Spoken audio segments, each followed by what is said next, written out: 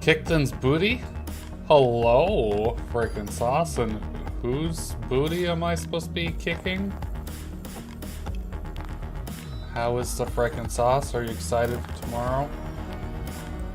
Are you excited for tomorrow? Because I know I am.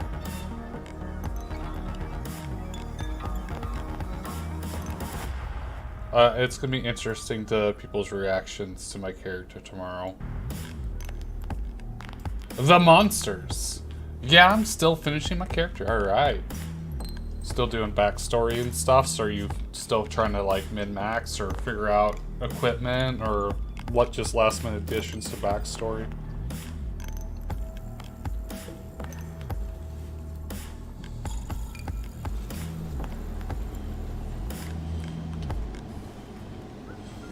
Alright, hellos. Doing more Wild Heart stuffs. As soon as I click in the game here. Oh, I also probably should turn the volume on. Or the audio. Let me fix my in-game HUD here real quick, because I forgot to do that. I do so many things before stream anymore that I forget to do them.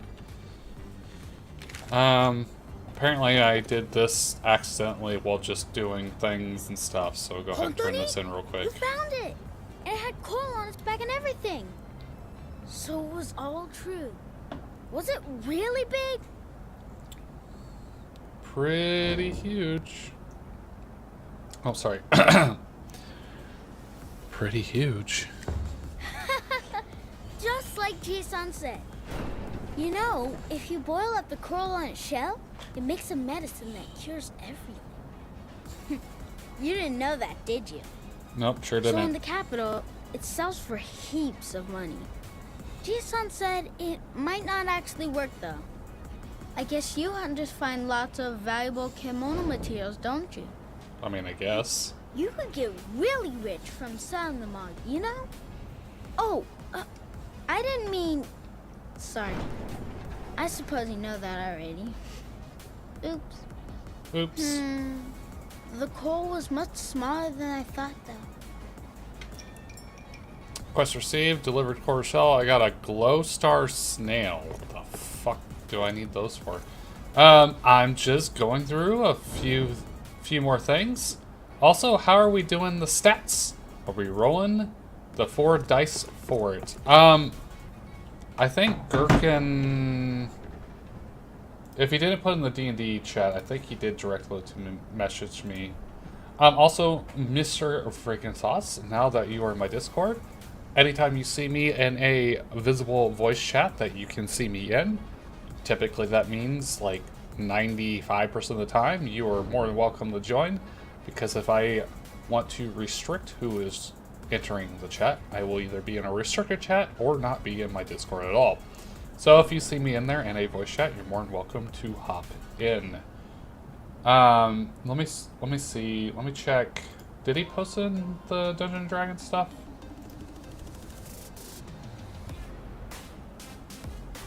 No, I don't think he did. Let me look at my direct messages real quick. He said something about rolling, but I can't remember what he said. Do guitar stuff, blah, blah, blah, blah, blah.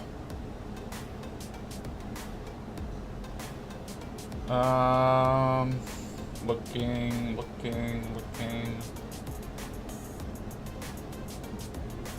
Stuff about the party that we're in this week that apparently no one liked us playing with them.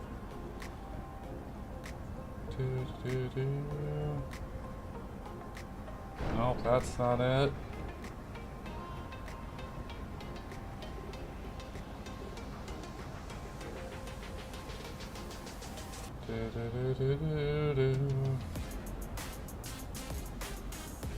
Still talking about that. Oh, excuse me.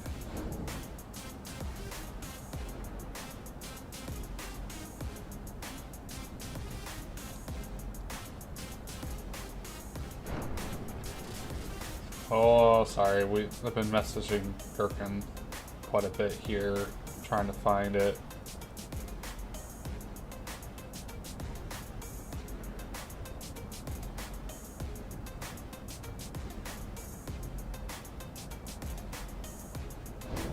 I know, I'm pretty sure he said it somewhere.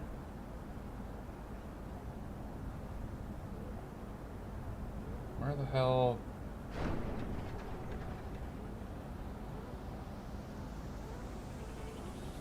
Where is it?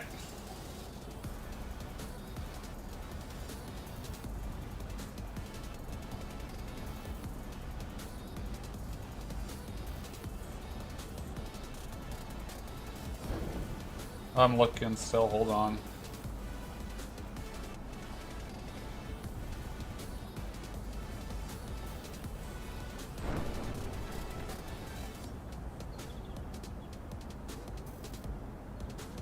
Oh, let me see if I can just search for it, I guess.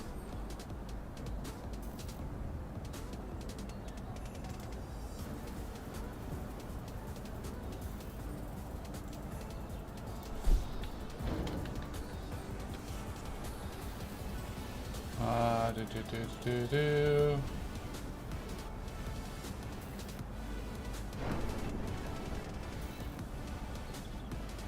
Okay, I'm just gonna ask in the Dungeons and Dragons chat because I don't see it, and I don't want to sit here too long while I'm streaming.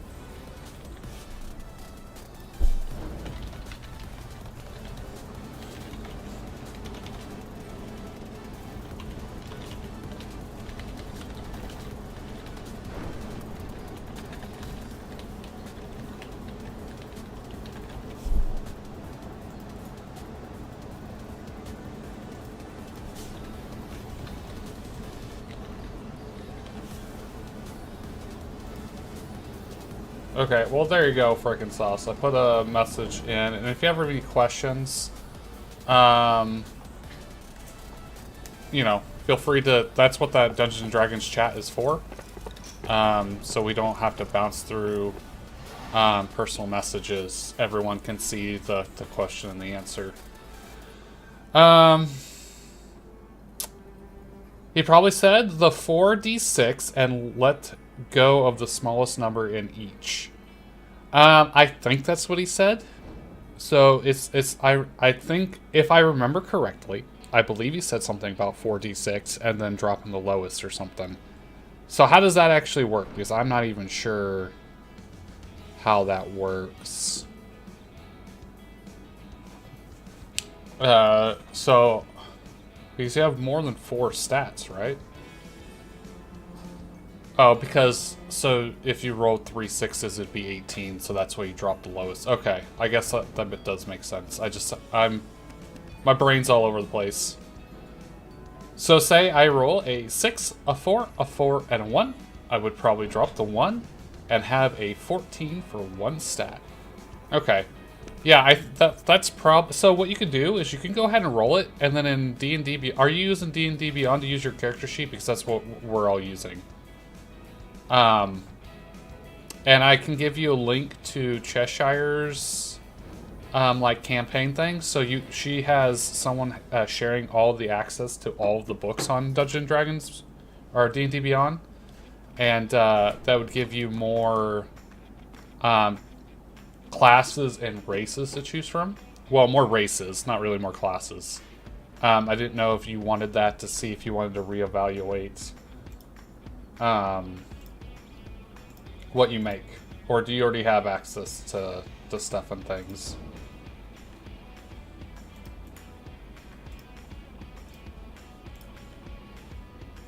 Freaking sauce, there's your private message.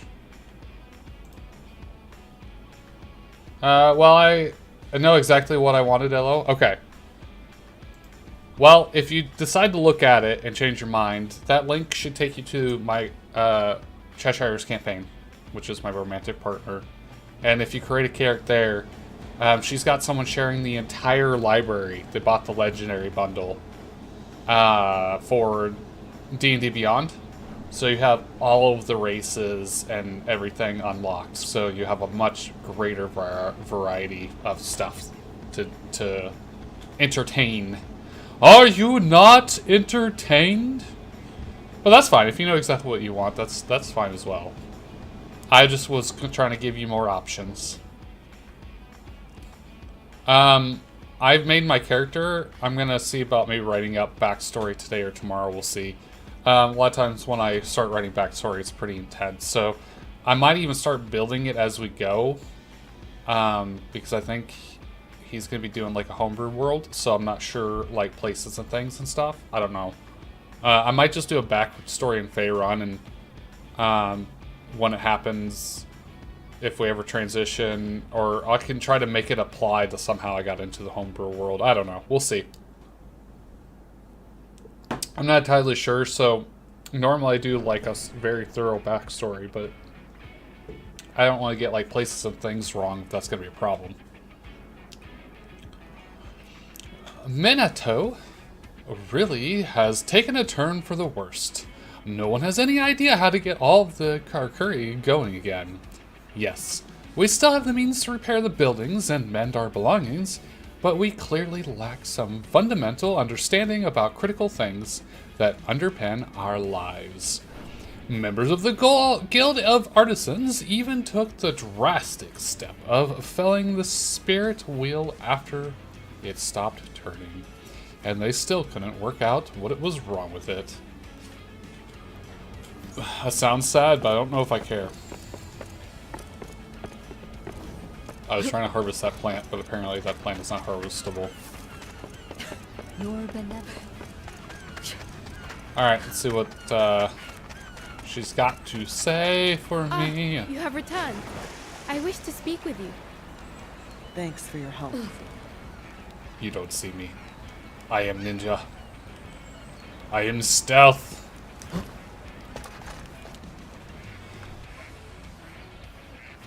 You have done us a great service yet again in finding and saving the carpenters.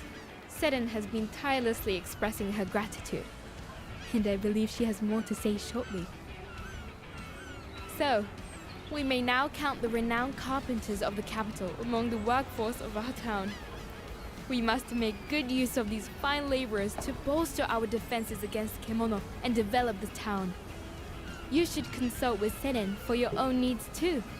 I expect your hunting endeavors may benefit from her expertise. Sorry I didn't introduce myself properly before. I'm Seren Fahusa Jibril of the Tsuruhashi clan from the capital. That's a mouthful. So just call me that. As Togahime said, I'll be acting as master carpenter and managing the bulk of construction work here in Minato from now on. I still owe you for saving us on the way here. So if you ever need anything, come to the lodge and let me know. That will be all for now. I am sure you have much to do. Boy, is this thing working? Can you hear me, Chief? I've got a favor to ask.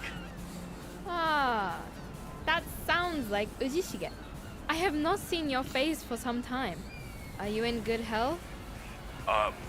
You're with the Hime-sama. Yes, Hime-sama. I am in good health. Just, very busy on account of my ever-light purse. Save your excuses. You can explain in person the next time you attend me.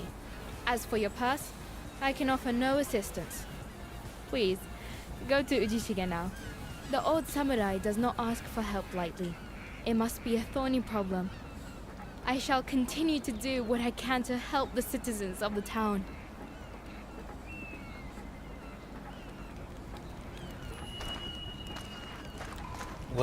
I don't want to listen to all the people. Jesus Christ.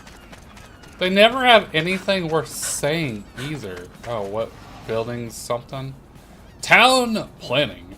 By making requests of Ren, you can help Minato to grow in development.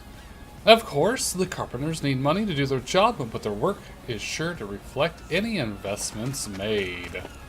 I don't believe any of that, and I don't think I care either.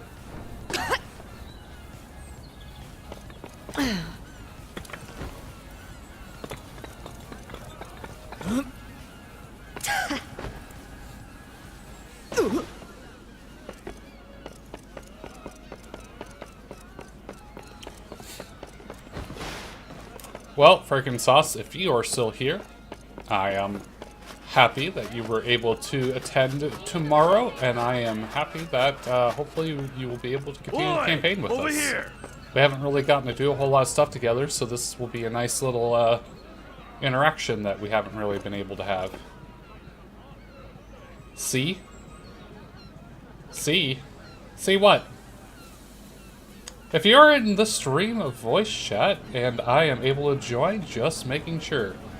Were you not listening earlier? You might not have been listening. You might have been working on your character. So, not really. So, now that you are in my Discord and not just Cheshire's, how my voice chat works while I am streaming is, if you can see me in my voice chat, 95% of the time, it is okay for you to join. If I am not visible, but I am streaming, but other people are in the chat, then I am probably in a restricted chat, so that is less likely to be joined, but you can always ask, because sometimes I'm just in my personal chat, which is restricted, but I can always hop you up in there. So if you don't see me, and you hear other people, ask. If you see me, and I'm streaming, it's probably fine. It's like most likely fine. So if you would like to join, you are more than welcome to. I may... Hello. Hey. I may deafen on you because of cutscenes and voice chats, but when I undeafen, then you can continue to try to ask what you were asking. If you go quiet, I'll just close. I'll shut mine off. Oh, no. If I deafen, I can't hear anything in voice chat, so that allows you to continue having conversations with other people or continue what you're doing, and it doesn't affect me in any way. Oh, cool. Yeah, so muting, you can't hear me, but I can hear everybody. I can still hear everything. Deafening, Oh, okay. you can't hear me, but I can't hear anyone else either. Oh, if that okay. makes sense. So, no, you're good. As a streamer in my Discord, people are in voice chats, in a way, it's to everyone who is streaming's kind of responsibility to kind of maintain their deafen on cutscenes and stuff, because it's just a hassle to try to say, oh, shut up, I'm in a cutscene, and there might be 4 people in here having conversations. So, Yeah, I get that. so yeah. So, let me talk to this person, and I'll talk to you. Ah, you came. I had no idea you were with the Hime-sama. These damn karakuri are sometimes more trouble than they're worth. At least she sounded well. If a little displeased with yours truly. Is that it? Can I go? Yes. See, Are you that in is a hurry or something? that is the correct I want you dialogue. to take a good look at me first. No, Notice anything different? I'm still looking at your ugly face. Is that a new outfit? No, no, no. The gourd, of course. Look, it's bone dry. How am I supposed to see Not that? even a drop of sake left. And why is that my problem? Almost as bad. My pockets are equally empty. So, you probably know what I'm about to ask already, huh? I'm not giving you money. Do you want some water from the pump? Of course not! I'm perfectly capable of earning my own coin and filling my own gourd. But it's too dangerous for my liking outside town. So I need an escort. Come on, help me out. Who else can I ask? I have to get over to the Spirit Isle and collect some materials. I'll cut you in. You know that. Don't you want to aid a poor old veteran? Not really. I kind of want to just go play my game. If I have to. You'll do it. That's what I like to hear. Yosh. No time like the present. Let's go. Let's go before you change your fucking mind. Ever come across a bottomless sake gourd? You can change for other basic Karkuri you've awakened and make a change If I had in an the ounce of Natso's gold meat to my name, storage. I wouldn't have to work like this. So what's frickin' Sauce doing? So it's nice to have you in here. I'm glad to be in here. I'm also getting stuff ready for the convention in June. Yeah, I've already reserved my hotel room. See, the room is going to be the problem because I'm trying to find a new job. I already got the ticket because I bought it last year. Mm-hmm. And who I usually stay with, he may have to Right. work that weekend, so. Let's get this done and dust it quickly. Obtain the materials on the spirit island. What materials? What's going on? Am I seeing things or is the sea frozen? Did he tell you if it's going to be XP We'd or better milestones? investigate. Because I messaged him and Don't he get too hadn't been close, back. just in case. So he's got kind of weird hours for work and stuff. Okay. I'm gonna assume it's mild based because that Okay. just seems to be easier and it's just a lot more fun. People don't have to worry about grinding 'Cause- XP. Honestly, I left stuff. I just left it as milestone. Hit points was manual. Or I can just leave it. I'll just leave it at fixed and leave everything how it was. And then if I need to change anything, I'll talk to him about it. I'll just go in early. Yeah, the nice thing about D&D Beyond, everything is super easy to fix. Oh yeah. God, now I gotta figure out what skills I want to use this on. There's Um, ice here Oh, too. from a bard. Perfect for Performance. chilling myself. But yeah, I was planning on showing at least an hour, if not more, And I early, don't think it takes long. just so we can Go get away. stuff together, figure out what's Let's push going on. on, try to get streaming set up, working Something's and going. definitely not right. Because the There's first ice time's always all the over the one that place. takes the most time. What's going on? Yeah. Is this more Kimmel trouble? Have you ever played Monster This Hunter? is crazy. It's like being Yeah, up a I mountain. wasn't a huge fan. I don't know. Why I Which just one did didn't you play? It's not. World.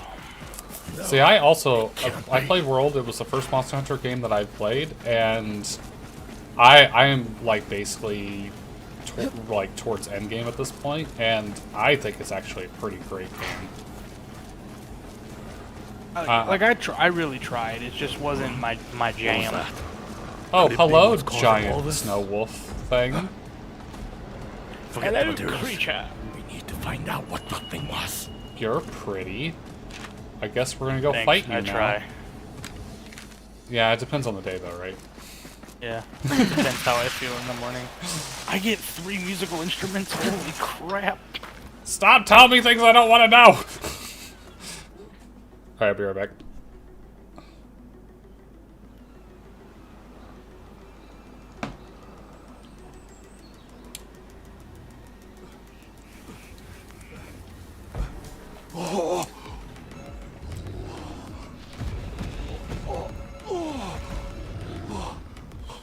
That's one eye. Oh no, it has 2 eyes. One of them's glowing, one of them's not. It cannot be.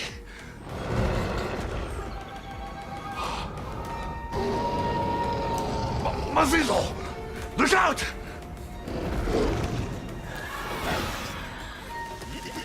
Yeah, get him, cock! Big cock versus snow wolf.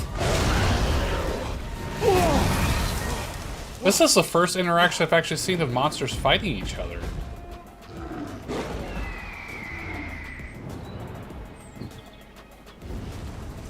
That's not the poison raven.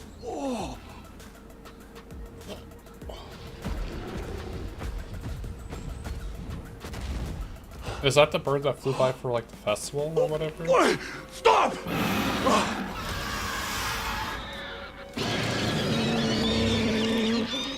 Hey, cock, what you doing? Okay, I gotta fight a big cock now. These tracks. What? It can't be. I'm not But, going to so risk what that. all did you not like about it? See this Kimmel with my own eyes. I don't know, whenever I tried to swing, like, I would aim at it and somehow still be completely hitting the wrong way. I don't know, maybe it was just my... Do you have it on controller. console, or do you have, you don't really have a computer to play on, do you? No, unfortunately not. I have my brother's laptop that I might have stolen from him. I might have done stuff and things with. Well, if you ever get on PC and you want to try playing it, let me know, because I learned the hard way how it cheats and kind of like how to mitigate that and stuff. But once you can actually play it, it's a really good game because it really is a world. Like, it has its own ecosystems, monsters and stuff fighting with each other, and will pick off like little creatures. Yeah, I thought that was cool. Like, it's a real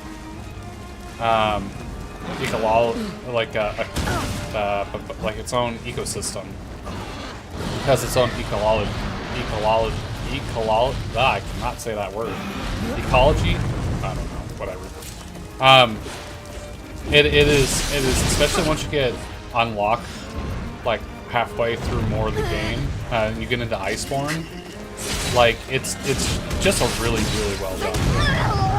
Yeah.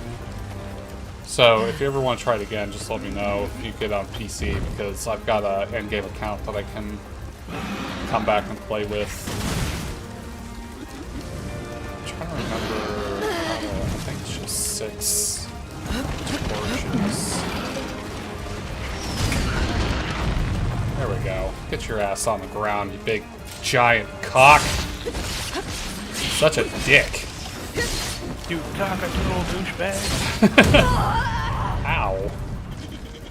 So right now I'm playing Wild Hearts, which is kind of like a different idea of the Monster Hunter kind of game. And this is posted by EA instead. And it's okay. So far I do not think it's anywhere near as good as Monster Hunter. Because I think part of it's probably because like the engine that they built it on. It kind of feels like when I see people playing Genshin Impact, it looks like it's like that kind of engine and that kind of like movement and gameplay, and I'm just not the biggest fan of that. It's one of the reasons why I have no interest in playing Genshin Impact. But the Monster Hunter aspect of the game is good. I mean, it's fun. I like it. It's a little bit more responsive in some ways than Monster Hunter, which is good. I just wish it was built in a different engine. I mean, that's just really what it comes down to.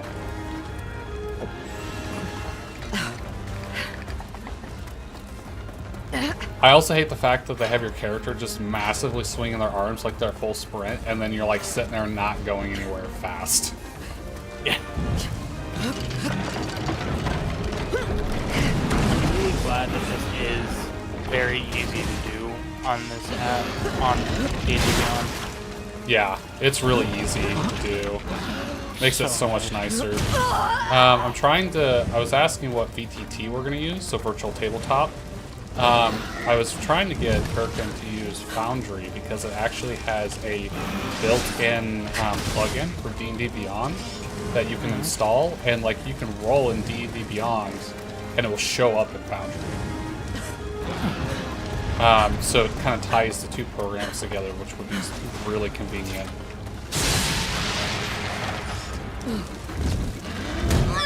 I didn't know halflings had their own language. Stop telling me shit I don't want to know! No, like I'm looking through the languages and I didn't know. Oh yeah, basically everything almost has its own language at this point anymore. So I was looking in my book and I didn't see that they had their own. I was like, oh, that's fucking. I thought they spoke Dwarvish, to be honest. Just because they're small doesn't mean they speak Dwarvish. You fucking racist. It's not racist.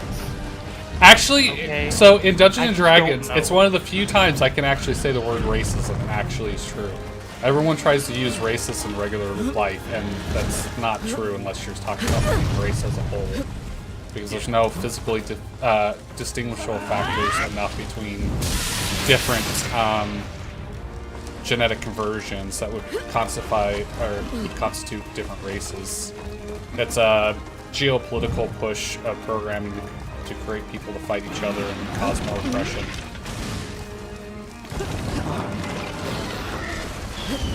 Because prejudice wasn't such a hot topic word, so they started using races.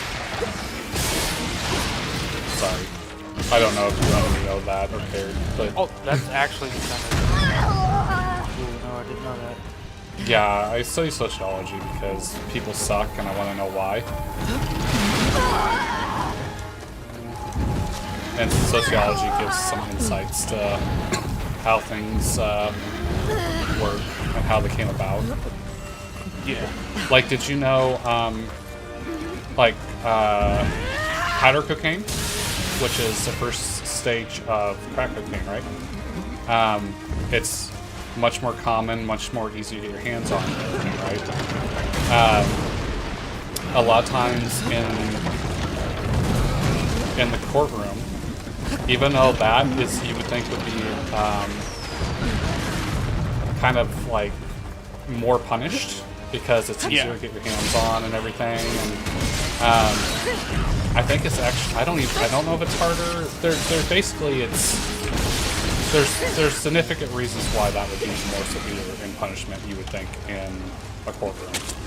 But crack cocaine is actually punished harder. Like, and I'm not talking a little bit harder. I'm talking about like multiplications of harder.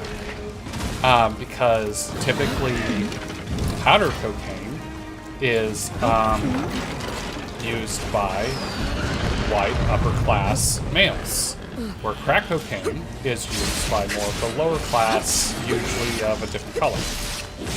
And so it's prejudicially skewed for the sentencing because of that. And I'm talking about like 6 months to nothing to like, 5-10 years. Like the disparity between the two, it's just astronomical.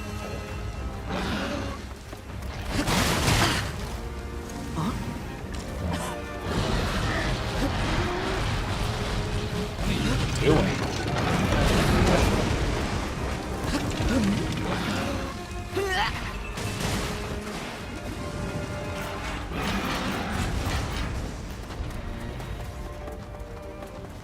Excuse me, Mr. Cock, I need to cut your tail off. I need to circumcise you. The cow says moo. The cock says brah, blah, blah, blah, blah, blah, blah, blah. Why are chickens so funny? I mean, they're also, like, roosters can be fucking terrifying, too. They will just absolutely fucking murder you if they get the chance. Have you ever fought a chicken before? Yes. I grew up near a farm, and I had one chicken that I called the cock I'm going to punch. That was the name of it. I called it. I would go over there. I would go to my neighbor's house, and I'd always get weird looks, because I was like 8 or 9. I said, alright, where's that cock I'm going to punch? People were like, wait a minute. Get the chicken. And it's an asshole. I don't fucking like it. Mean to me. Yeah, they are not friendly things a lot of times. It's like their goal in life is to try to murder you. It's not like, we eat their kids are not. Stop hacking me! It's never something I thought I'd hear out loud. Stop hacking me! Oh, your life is complete now.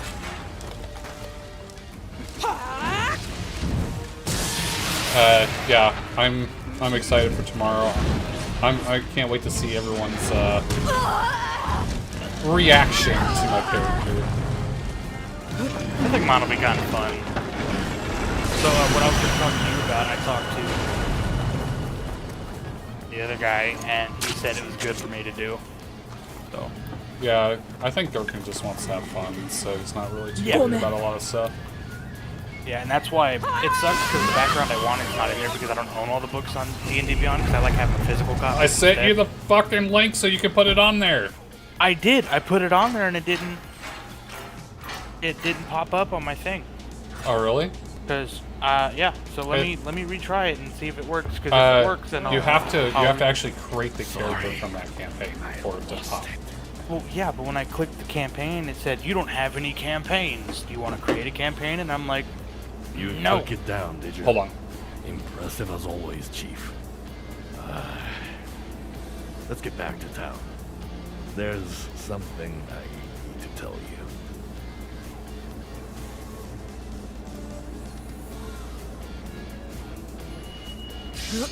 Okay, so the link that I sent you, does it say Cheshire Smoke, active characters, and at the bottom says create unassigned character or create unassigned pre-made character?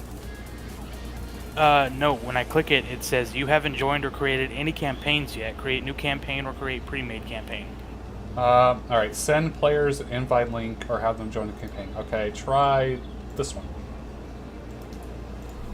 Sorry, I did not realize. I just copied the URL. Apparently, I needed to copy an invite link. Make sure you bookmark that, though. Lady of the Manor? Yeah. Make sure you bookmark that. That way, if you ever need to make more characters, you have that accessibility. Now, once you leave the campaign, then it will pop up in your characters in your account. But then you won't be able to use any of the content that you used to create it. Like, it will be on your character, but you won't be able to, like, edit anything, I don't think. Which, honestly, with that character, I don't think I'd have much that's going to be very different. It's just a couple things. Well, most of the time, you just need the content to make the character. Once you've made the character, that's really, unless you're going to go back and, like, edit something, like, that's really the only thing you need anyways, so it's not really that big of a deal. Yeah. So try that. That will give you so many more options. Yeah, so I'm gonna create my character now, which depending if I like what I see, then I'm not making the same person. The race list is like you have to scroll down like 3 times. Oh yeah, it's fine. It's all good. I'm pretty sure, like I said, I know what I want. You know, if I see something that might put a twinkle in my my jelly bits, then I might. So, do you want to see shit. I guess it already happened. I did. Yeah. Do you want to see the character that I'm going to use for a one-shot? I think you would thoroughly enjoy this character.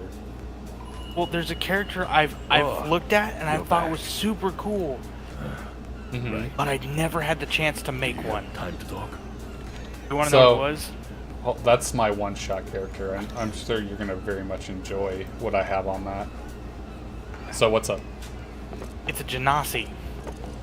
Yeah, there's like in the books now. There's like 4 different Genasis now, though. There's like one of every element. I think. I love the name. Onion. I am Genasi. Fear me. Because the only reason is I literally wanted to make an Ice Genasi based around Scorpion or Sub-Zero. Yeah, I think I think there might be a water Genasi. You might be able to talk to Gurkin about tweaking it for ice. Well, there's a sub thing for subclass or sub race. Yeah, kind of. It's like a water Genasi that you can do ice. It's just pretty much where you're born. But I was like, I saw that, but I'm gonna look because. Okay, well, you look. I'm gonna do this cutscene. Yeah, because I don't want to make something, and unfortunately, like something happened, and I won't be able to stay, and I'd feel bad. Well, hopefully that won't be the case, because with you, that gives us 3. I've been messaging some other people, but with scheduling and availability, it just hasn't been super great. There's a Goliath. I do miss my Goliath Barbarian. Okay, I'm going to this cutscene now, so I don't hear what you're saying. Yeah.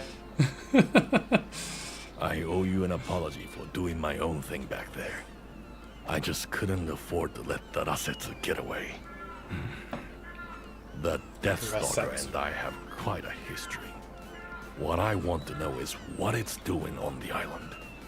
Its territory should be a long way northwest from here, around Otsuki Castle, Governor Ishido's old stronghold. Probably got ran out of something. Not that anyone calls it by that name anymore. Not now it's surrounded by snow. You hear it called Fuyufusagi Fort now.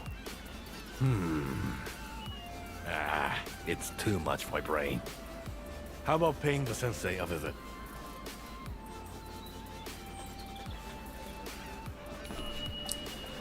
Stop telling me what you're gonna be! No, I'm not. I'm just looking. So... You remember Luke, right? That wasn't like... Yeah, I was gonna send him a message, but it sounds like he hasn't been active, consult with or the has been Well, busy with life stuff, so I didn't. He works Saturdays at the liquor store. Oh, okay, so he wouldn't be available anyways. Yeah, if I could somehow help get him off those days. No, that came out wrong. Gonna go in the back of the cooler and assist him. Well, I did help him get the job, so he owes me. Just kidding. But It sounds like you're the one doing it to him, though. You said help get him off, not help get you off. Look, it's been a long day, bro. Okay, my air conditioner Put that just started sauce in working that again. Franken. Yeah. I'll Franken his sausage. I'm so tired. But no, I don't know. I have in one of his campaigns, I have a Goliath barbarian who's absolutely stupid. Mm-hmm. And he was a cannibal at the time, and I asked him. I looked at Luke. I was like, "Hey, can I kick this door open?" Because there was an elf or a human father attacking his half-elf stepkids. Mm-hmm. And I said, "I want to kick the door open." I got a natural 20. So you blew the door up. I kicked the door off the hinges into the guy, and I proceeded to eat the guy as they took the children out. That's kind of cool. Yeah, and I was like, "Oh man, I miss my Goliath. I miss my big boy." So when do you guys play on that? We would always play on. I think it was Saturdays. We would play on Saturdays. So you guys aren't doing it now, then? No, because he works, and then I'm still trying to find another job. But the job I'm working at, she said it'll be 2 to 10. But I said, hey, I can work on Sundays in the morning, or Saturdays in the morning, Right. and then just let me know whenever. Because I have a D&D game I play on Monday too, and I play a. Damn, what do I? Oh, I play a half vampire barbarian.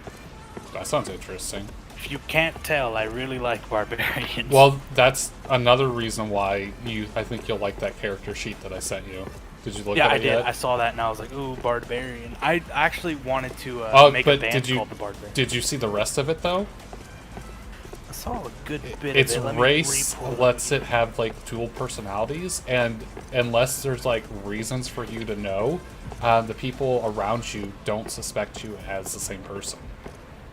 Oh shit. So it's like playing two characters. That's why it's a bard barbarian, because one persona is bard and the other persona is the barbarian. I like that. And yeah, and I've got I made it as a face character, so the persuasion is just out the ass. Yeah.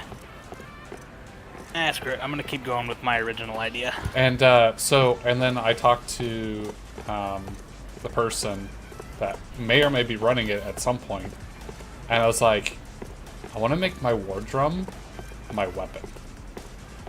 So I just sit there and I play it, and then I'll just pick it up and I'll just smash it into people's faces. I had a barbarian that I turned into a bard because I was like, you know what? Let's try it. Yeah, I turned my axe into my lute. So you're like fucking Brutal Legend. Pretty much. And I just grabbed it and I would cut people's heads off, then continue to play it like nothing happened. And my friend was like, you good? And I was like, I don't know anymore. I'll be right back. What's the matter with you two? You both look very grave. Well, it's a long story, but... What a fascinating development! Arasetsu has covered the Summery Spirit Isle in ice, you say? Oh, yes. This warrants a detailed investigation. It's quite an unusual phenomenon indeed. You would never normally expect ice kimono to appear somewhere with such a disparate climate to their usual habitat. Maybe not, but that's what's happened. It looks like hell's frozen over there. Quite literally. Kimono are like humans. They avoid inhospitable areas. They naturally accumulate in areas that are favorable to their existence. Now, imagine the prevailing climate on the Spirit Isle. Would you expect an ice and snow kimono to choose such a sultry location?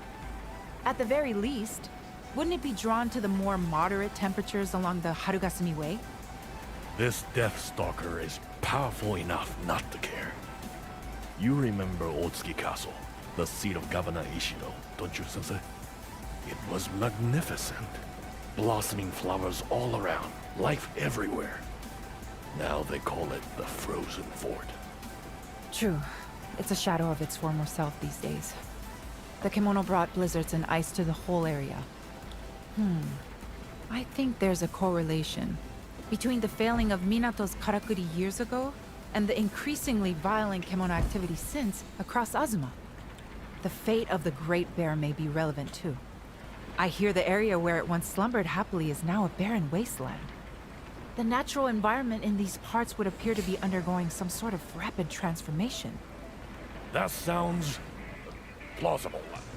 Or not. I'm no scientist. So, what's our move, Sensei?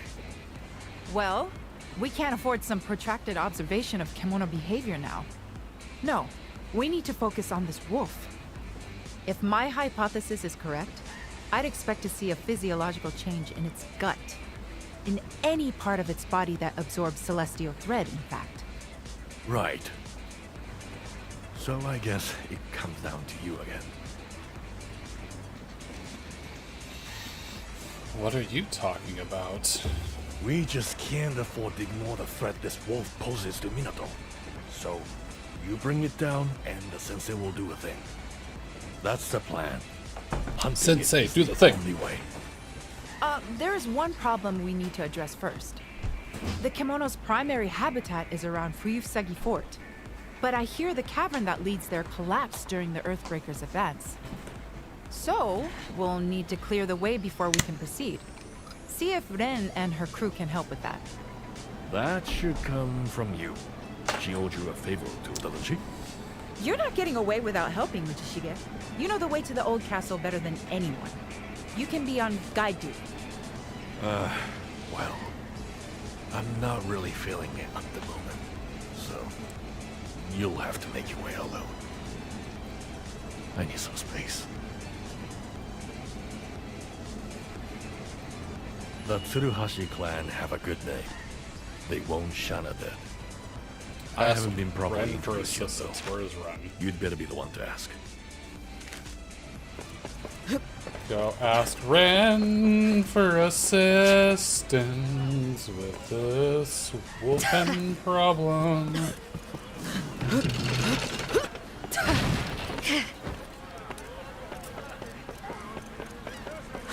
Since I figure out how to even get there. Hey person, supposed to talk to you.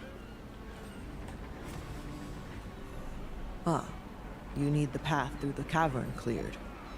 Sure, we could take care of that. But we'll need some help from you. Boom. What is it? Well, as it happens, Togahime made the same request. She said it wasn't urgent, but asked us to tackle it if we had time. We've made some progress already, but at nightfall, there was a fume beak attack. Some of my crew came off worse for wear. I was just about to report we couldn't continue work when you came along. So if you can get rid of the Great Crow, we can get rid of the obstruction. Deal? The Great Crow. Is that the poison bitch that I've been beating on this whole time? This person? The fume beak? Oh, no, guess not. Okay. Yeah, I hope that you're going to be able to stay in the campaign because I got into a new campaign this week on Wednesday. Played with everybody and everything, and apparently, so me and Cheshire both joined. And the 3 people already in there were playing like evil characters, and we were playing good characters. So of course it ended up in a fight. Head to where my crew had Oh, been God. working. But I guess they didn't like the That's where fact the that kimono like showed. different It's a characters fierce- are going to have different alignments, fully and we were prepared. actually playing to our alignment where Gherkin like was supposed to be good, but then decided to not be good. And so basically they just wanted to play a game with no consequences and don't have like an actual world, you know? They kind of wanted to play it more like a video game. And we were like, we're here for the role play, we're here for the interaction, you know, we're here for the game. Like the actual what Dungeons & Dragons is supposed to be. And I guess they just weren't happy with that interaction. So I was talking to the DM, so I was like, so you want us to leave? He's like, yeah, that's probably a good idea. I was like, okay, well, If you're going to be like that, we're probably not going to want to play with you anyways. Yeah. Oh, you son of a bitch, it's the same thing. Screw it. But I guess I'm just one of the people that, like, I understand people's characters aren't getting along. And if it comes down to a fight, either you're going to kill the people that don't get along, and you're going to roll characters until they do, or you're going to figure out how to work together even though you're different alignments. Like, that's part of the game, and, like, that's why you're always supposed to have backup characters rolled anyway, so if you die, you got something else to play with. The character I'm making was actually a background or a backup in case I died in the campaign we're doing Monday, but I was like, I don't see my character dying because we got like 3 barbarians. Yeah, so anything... Well, you know, barbarians like to fight amongst each other, too. Yeah, well, I think the character that the person I'm playing with, I'm going to talk to her about our characters becoming like best friends because we always fight. It's like she'll comment a thing, hit your fucking target, and I'll look at her, I'm fucking trying. But see, like, that kind of stuff for me, I'd rather have, like, that conversation in person. Yeah. I just... So, I'm not opposed to metagaming, but a lot of people, in my opinion, are not very good at compartmentalizing. And so, like, when I talk to you, we could talk about stuff, I could know everything about your character, but my character doesn't. And I put myself into my character. Like, I become my character. Yeah. So, but other people don't seem to be able to do that. So that's why I like to just try to minimize any kind of information outside of the game as possible. And then people can't accuse of metagaming. Because I've been accused of metagaming before. I'm just like, if you knew my character's background, they were going to do that before you said anything. Like... True. Be right back. As long as that fume beak is around, we can't make any progress. But we're ready to jump into action as soon as it's gone. So? Yeah, so I was a little underwhelmed and disappointed. They were all new, including the DM and the players. So with me and Cheshire having Dungeons & Dragons experience, and I think just more creative personalities and ability, I think the skill gap was just too big, and the basic players were just not happy with how we were playing with them. Yeah, with people who want to actually be in the game and not just people yelling at each other. Well, That's me. we weren't necessarily like yelling at each other, but like there was very much conflicts of motivation and stuff, and the DM just wanted to let people do what their own thing, and that's fine to a point, but you can only let people do their own thing about 70% of the time because it causes problems otherwise. Sorry, let me rephrase. It potentially could cause problems otherwise, and they weren't experienced enough to try to corral a bunch of cats. And I think they also hated the fact that it was 2 against 3, and we managed to take out their barbarian. And I was about to take his hand off because he was trying to steal some stuff from these halflings. That they were just being dicks. Like, they were just straight up being dicks. Like, but they were definitely playing evil characters because I had orchestrated kind of like a ceasefire, kind of like temporary truce between the two parties. And then this barbarian just comes up and is like, the staff is mine, and goes to take it. I'm like, if you try to take that, I'm going to take your hand. And he proceeded to do it anyways. And then, so that became a PvP situation.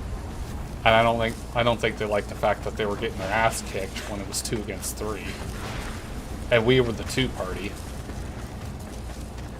Frickin' got a hold of me finally. He is doing Milestone. Okay. So I'm glad I left it at that. You know, I played one game, and I kind of was the problem. I was the problem person. I'm not gonna lie. I was a murder hobo, and I made one, and I'm like, please just kill it, because I don't want to stay this guy. But I feel like I'm going to. So here's the thing. For me, if that's what you want to play, then go ahead and play it. But, like, you can't play something like that and not expect some kind of consequences to it, right? Yeah. So if you want to play that, I'm full on board you playing what you want, how you want, right?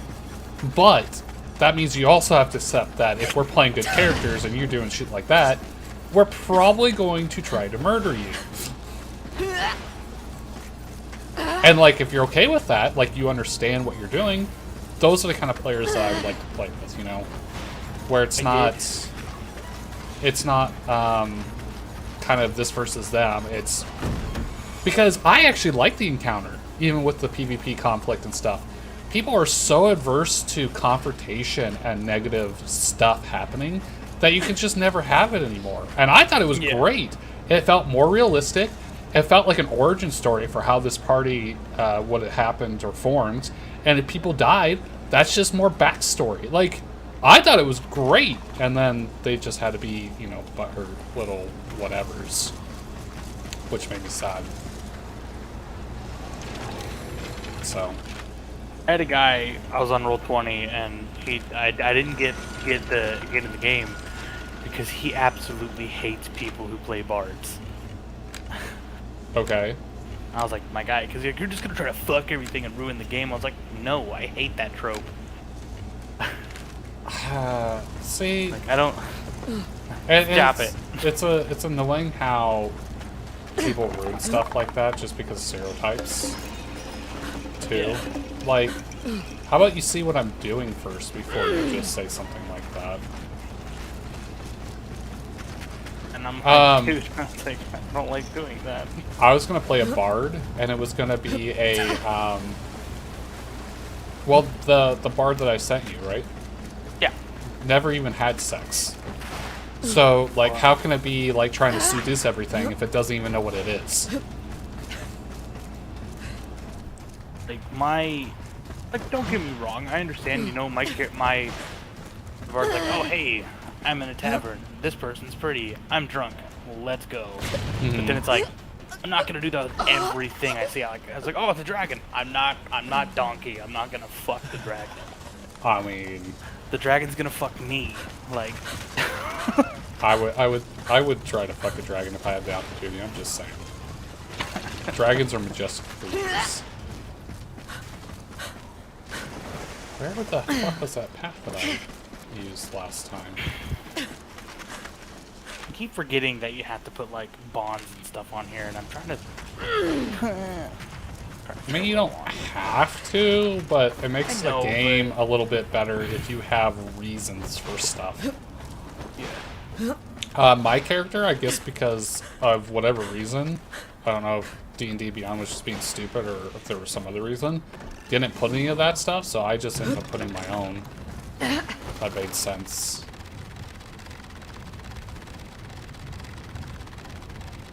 And now I gently fall to the bottom of this cave, where this monster looks like it got wrecked.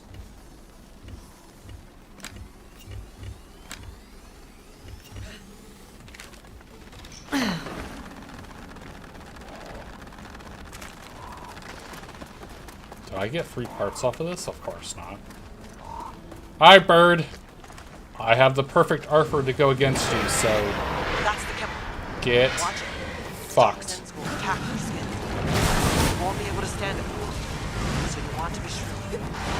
Yes, I know. I've already fought this bird like several times. I already have enough to get his armor. Holy crap, that hit a little hard. This must be increased birdie.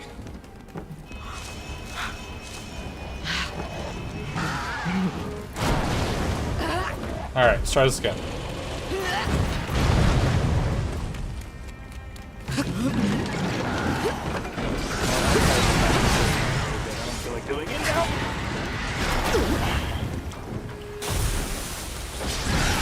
Yeah, so I think Cheshire is pretty open to role-playing as well, so I wouldn't feel too bad about anything that happens to characters. If we ever have a problem, we'll just talk to you afterwards, be like, hey, I'm not sure I really care for this, but I have never had that real conversation with anybody. I don't know if Cheshire has or not.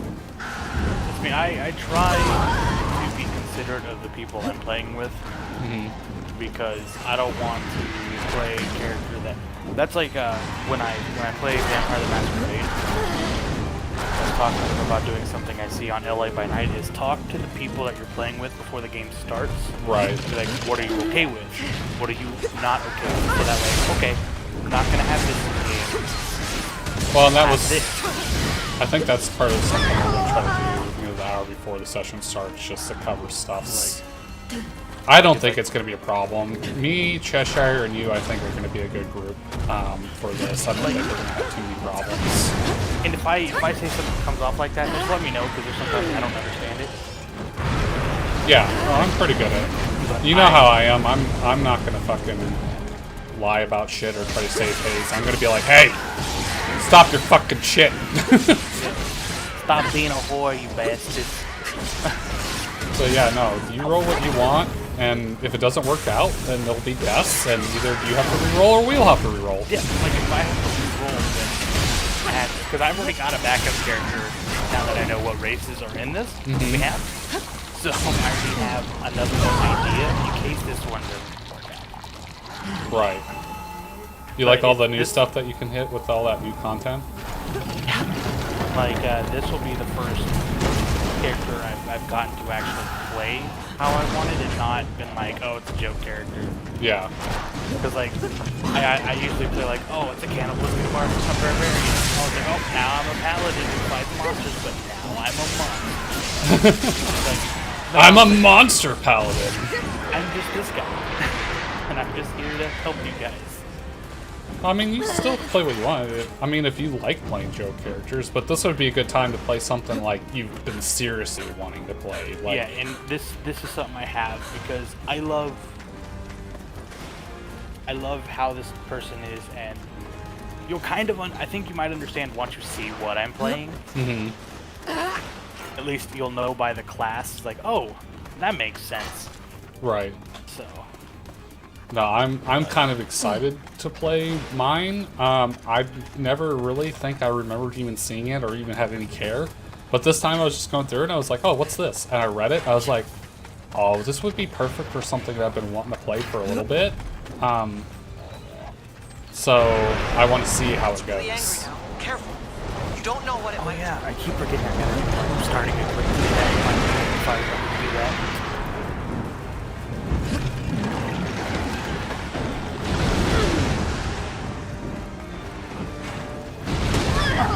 Ow! Those are already normal.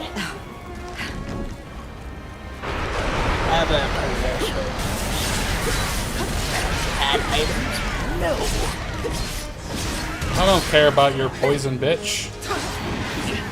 All I care about is eating your skin.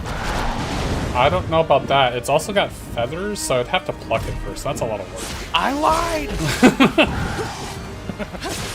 Alright, my character is done. Statistics on the actual paper. Yeah, and I'll probably be in Discord like even more than an hour before if you ever want to jump into it or something. Yeah, I'll probably jump in. So you said what, like 1700? Yeah, so that's 5 p.m. our time because you're in the same time zone as me. Oh, okay, cool. Yeah, I live 3 hours away from you, and I don't cross state borders. Look, man.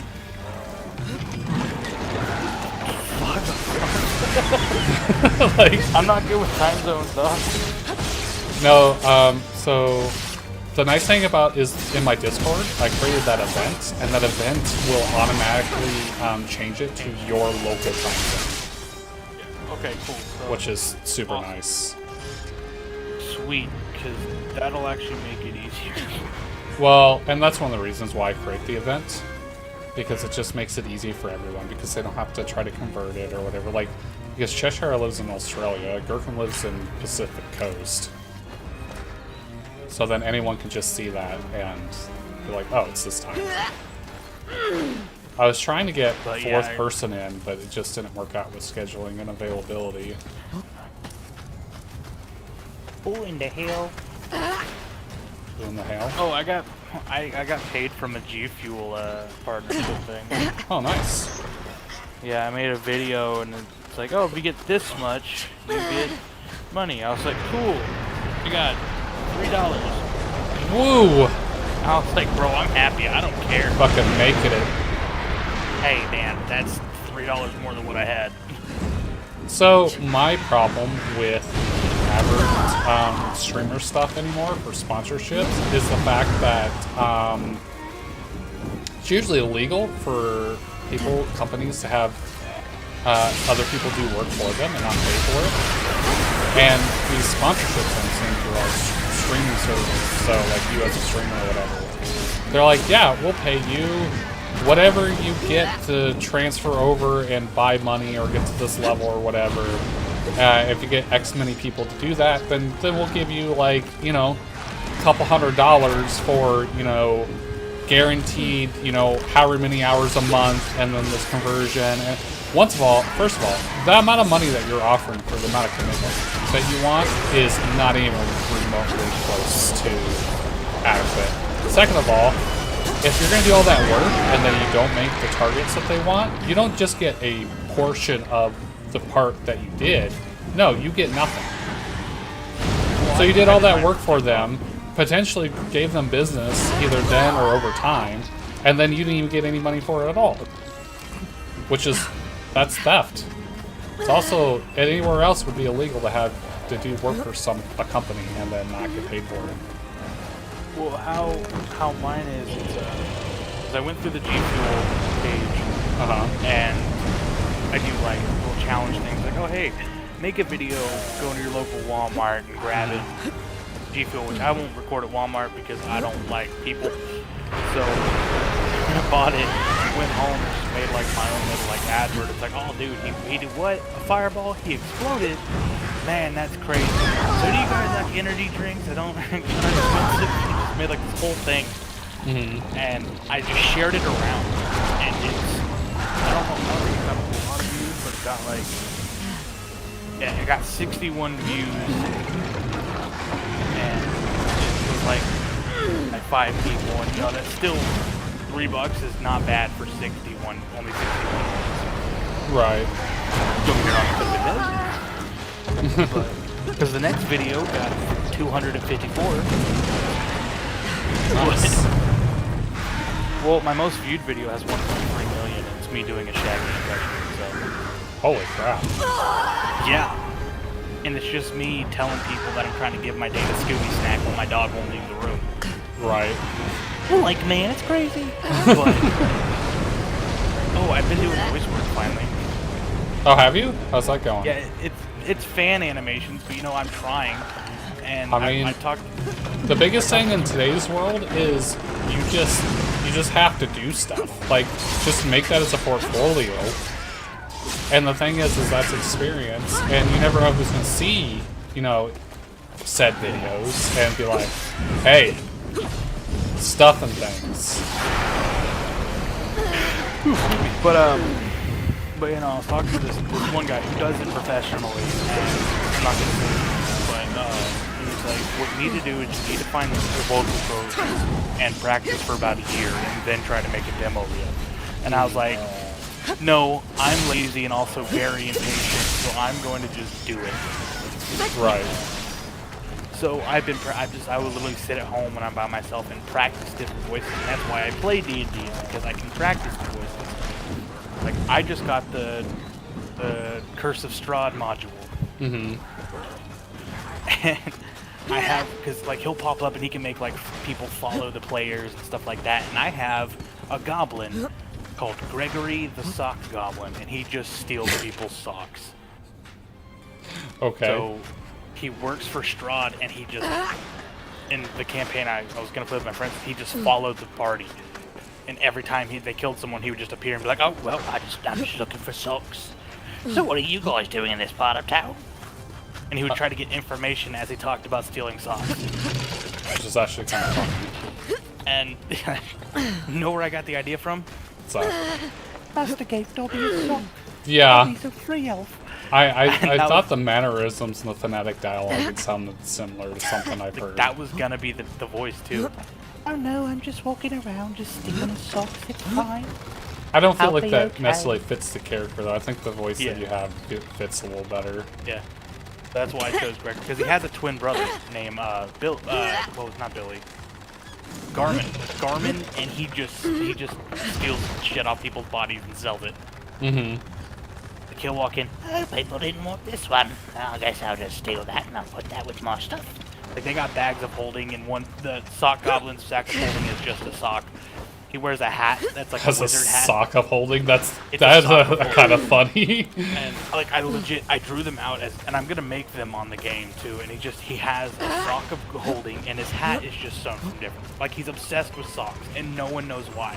Mhm. I was bored, kind of drunk, and I drew him, and I said, you know what? I'm gonna make this into a D&D character. This is Gregory the Sock Goblin.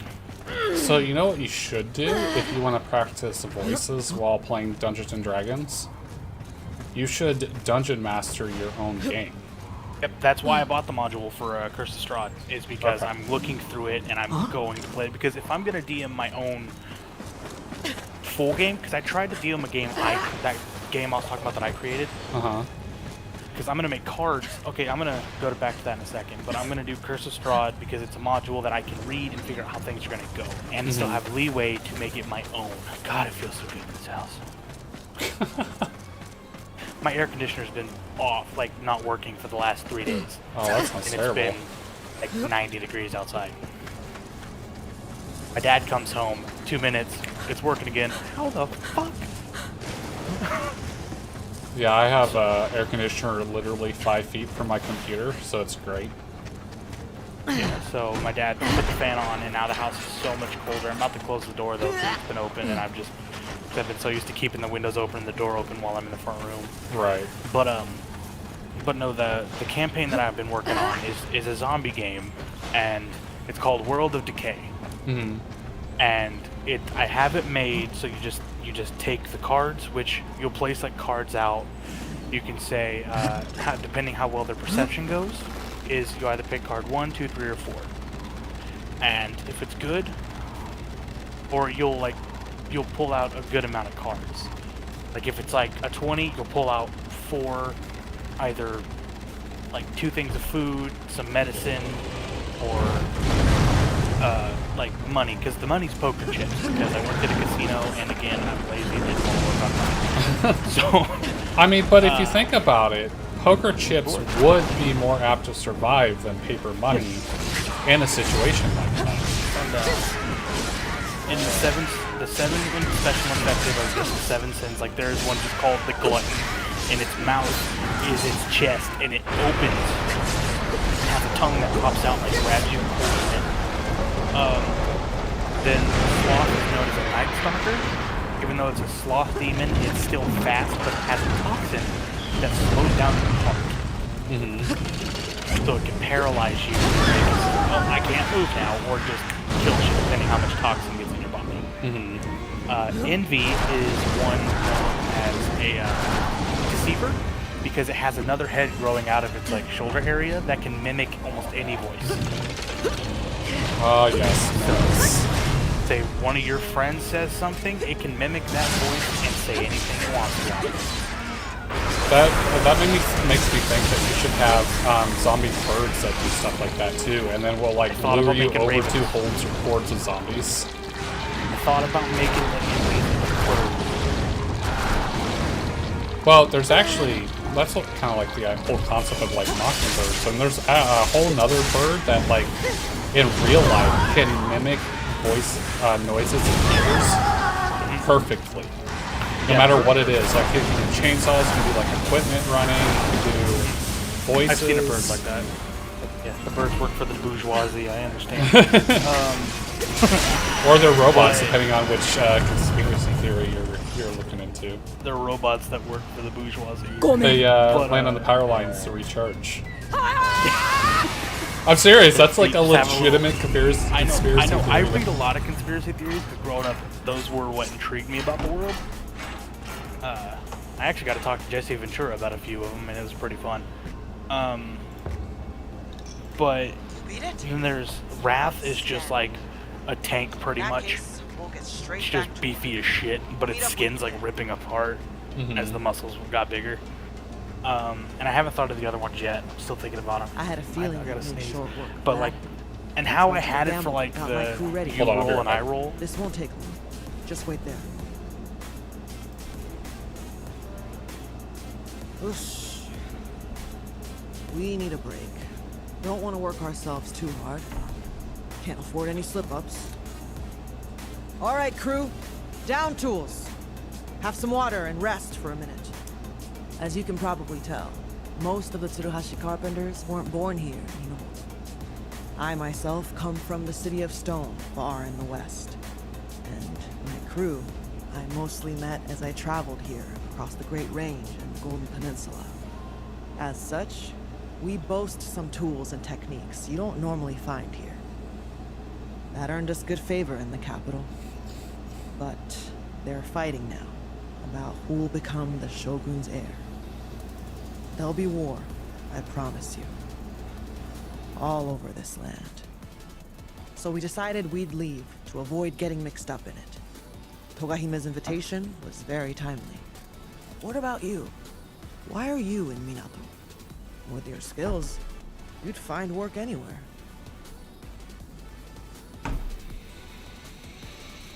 There was nowhere else for me to go. No work and no food to be had anywhere.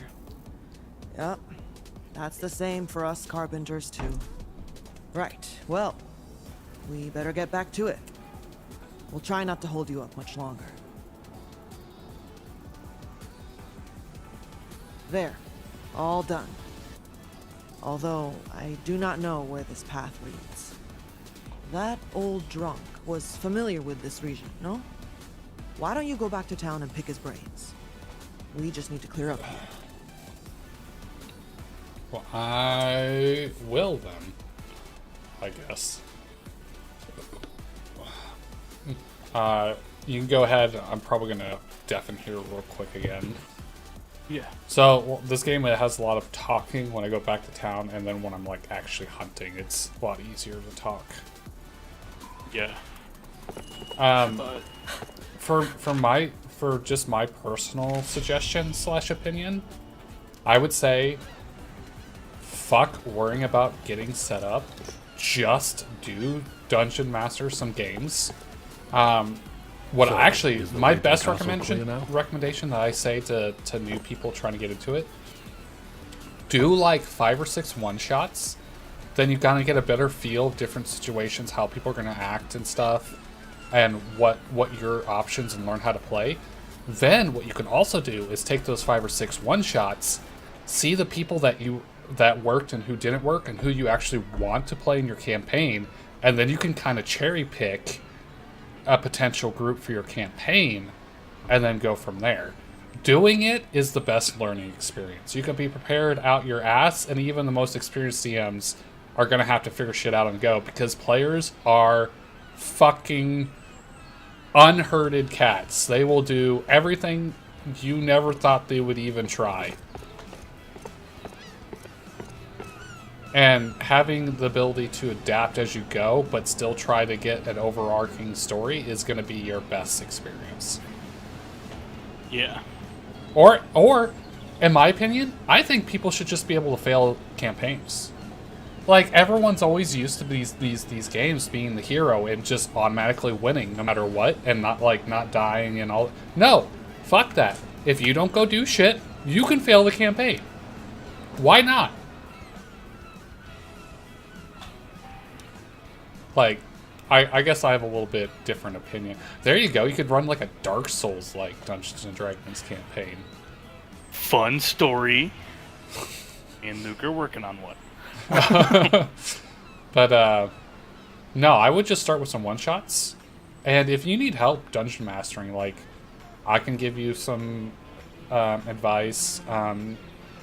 Cheshire could help, Gur can help. Like, we're all kind of new to it, but we can all kind of give you constructive feedback to try to help you build your own style and preference and way of doing stuff. But yeah, doing 5 or 6 one-shots, that's gonna give you so much experience, dude. Like, you won't even know. By the time you're actually ready to start maybe a campaign, you would already have so much experience from the one-shots that you would feel so much better off. Yeah. Also, when you go to do a full campaign, I like the idea of doing session zeros with each individual character, to try to give them kind of like a run-up backstory before the campaign, and then it helps them get to do what they kind of want beforehand, before everyone starts meeting each other. Yeah. I thought about doing that. Everyone has kind of their own personalized story before the group. It just makes it so much more immersive and engaging. Yeah. Alright, I gotta talk to this guy. Hold on. Are you heading off to Fuyufusagi Fort now? Then you're gonna have to put up with some company, I'm afraid. Why do you look so surprised? Let me guess, you. Otsuki Castle was my home. No one else knows the lay of the land up there better than me. Any kimono are your domain, though, and I can't deny I'll slow you down, but that's tough luck. Are you feeling up for it now? Yeah, I can make it. There's something I have to do up there, so I'm your new travel companion. Well, I don't really have much of a choice, do I? Alright. Oh. Fuji Point Fort. Are you gonna give me a cutscene, or am I just gonna go?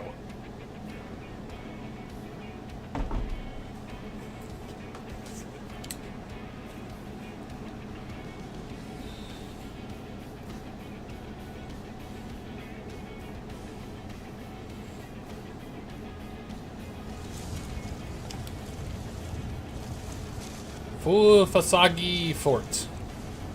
I said that entirely wrong. Not the most auspicious start, is it? Running into a snowstorm? We'll shelter here until the worst is over. This place brings back memories. We're gonna run into the fox. I might as well tell you, I suppose. Or wolf. Years ago, I was living at the castle we are headed for as a hired hand. The daimyo was called Ishido Ujitsuna-sama. The Do in my family name Daidoji, and the Uji in my first name were both given to me by the daimyo. The Ishido clan were the Shugo governors of Azuma at the time. But the Ago clan, Shugo representatives in the western provinces, rebelled against the Ishido clan. The cursed tale trying to wag the dog. In the aftermath of the battle that ensued, the castle was attacked by Kemono. I don't know if it was happenstance or planned by the Ago clan. Either way, the entire Ishido clan was wiped out overnight. And I have a suspicion it's the same Kemono, the Death Stalker we saw on the Spirit Isle. If it is, he needs to die. Agreed? I don't like either of these options. I don't want to kill it. No complaints from me. Yeah, no problem, You Frank. say The all the insults. right things. But a word of warning. That wolf is stronger than any other Kemono in these parts. I know from bitter experience. Out of all the Kemono I fought around the castle, that one was something else. Just don't get yourself killed. No promises. It's already killed me once. Hear the howl? It came from over by the castle. Oh. We'll split up and track it down. If I find it first, I'll holler. I'll take the ground. You head for the keep. You're not gonna be helpful. Oh, is this like an entirely new zone or something? Where the hell am I?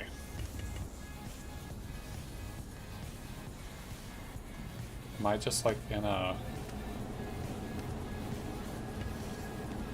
like an instance, basically? Oh. Well. Okay. Sure. Okay.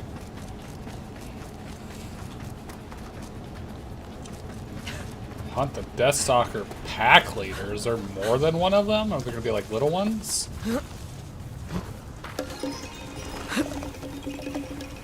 Oh, there's some little ones right there. I don't necessarily hear any more howls.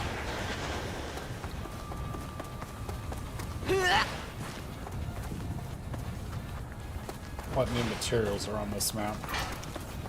Light stone, okay. Raven cap. Can't collect these. Oh, they're sleepy boys. Thought they're like rocks. Oh, they're lizards.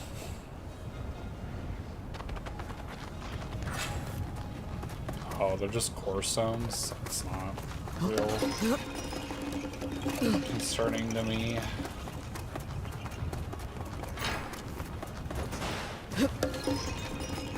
Oh, this is a pretty rock. That's a pretty rock. Oh, that is a variant of the lava boy. The hell is that? Oh, are you trying to climb up that, or are you still lava boy, but you're just blue? Are you some kind of subspecies? Okay, it's fine. I don't really want to fight you right now. Let's just see what you are.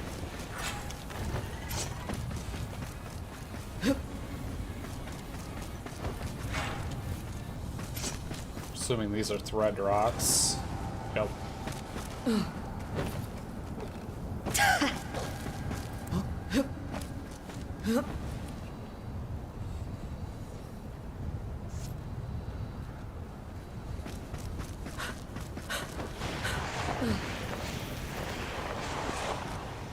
Wait, can I catch that?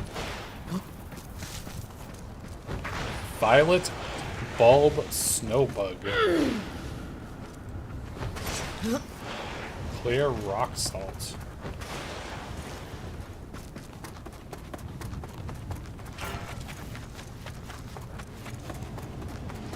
I hear you, but I don't know where you're at.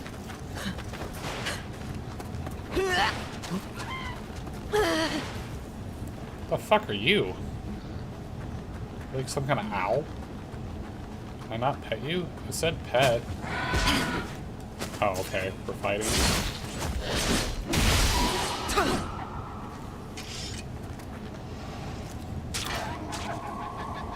Strange flight bone. Okay.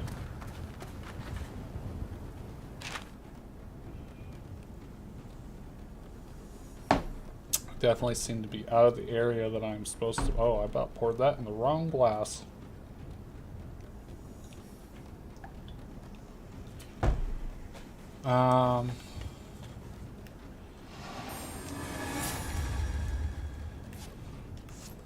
Okay, so I guess let's go over here. I'm apparently cold.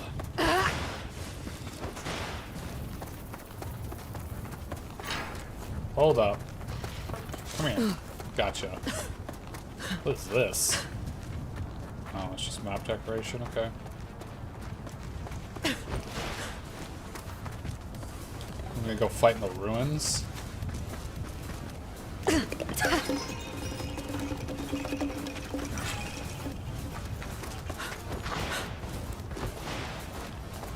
How about little lizards?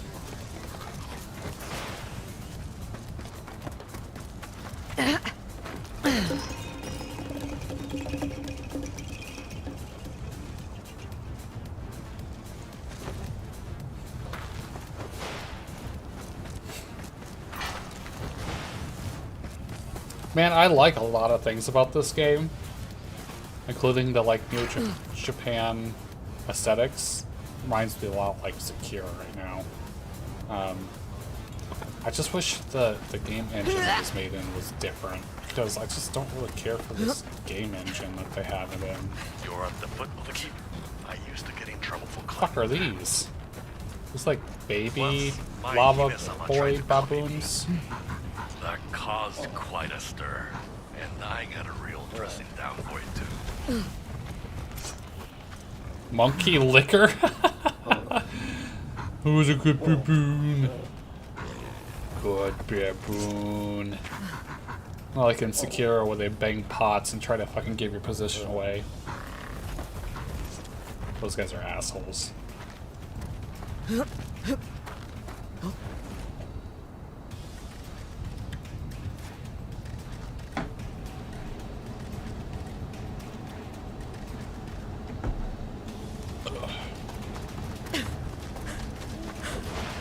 that something I picked up? Is that another light stone, or is that just map decoration? Nope. I hear you.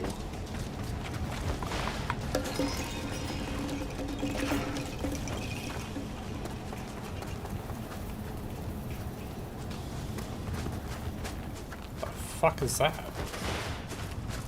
Can I catch you?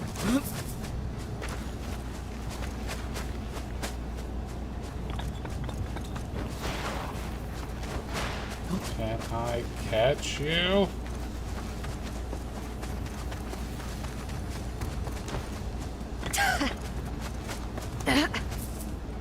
Got it. Citrus sent out.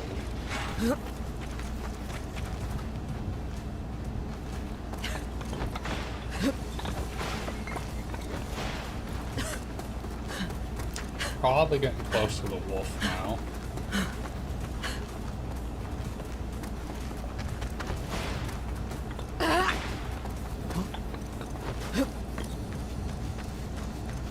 Nice little area. Ooh. I like felt that audio. Oh, it's so pretty. I don't want to fight this thing. Alright, I'll be right back. I'm gonna take a quick break. I call BS on that one. What's that? I don't know. No, he was good. He saw me. Damn. I want to go that way, person. Yeah. I want to go that way, person immediately dies. Doesn't even have doors. We can't even do the door is locked. There isn't even a door.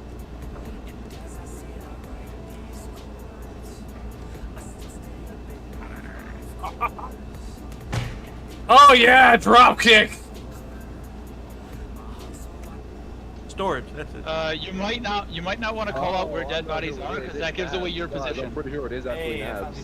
I did the card swipe, people. I felt so good. Just finish your task. Why are there like no task finished? Turtle, that was your own fault. You called what you were doing. Nabs' like superhero costume is like the most jankiest costume. My house! You! Oh! Come here! Kick him! Kick him! X! Kick him! Kick him! Yeah! Kick him! Yeah! For messing with my hat, sir! How do I put my hat back on? I need it. I'm You without can't. It. I knocked his hat off. I don't know why my chair decided to not connect to nothing. No, go forward. Go forward. Oh my god,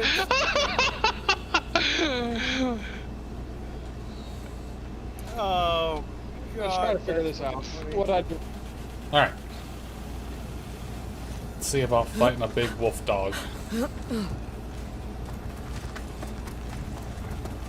I probably should eat first.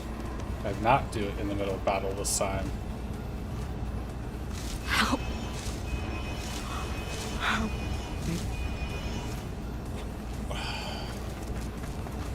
Hey, buddy.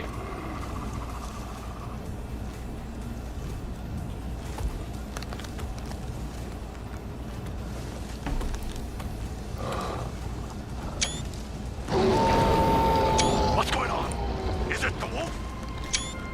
What do you think? Let's use help me. Oh, it's so pretty. The wolves are fast, and their claws and teeth are razor sharp. Oh!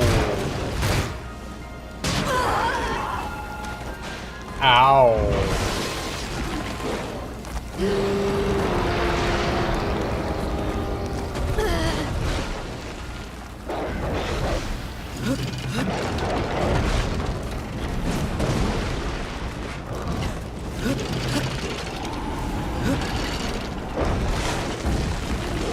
Oh, fuck.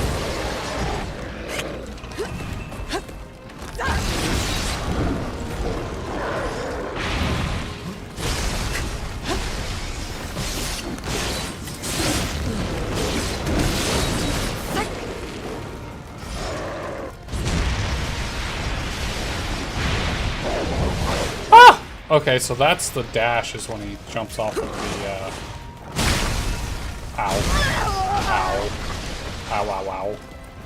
Ow, ow, ow, ow. Nice thing about this armor is it cures ailments anytime I use healing water. So that's nice.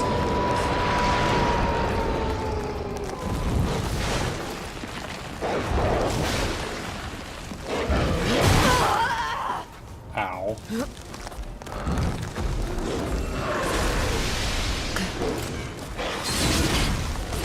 I don't feel like I should have hit with that because I was not going to use it, but okay, whatever.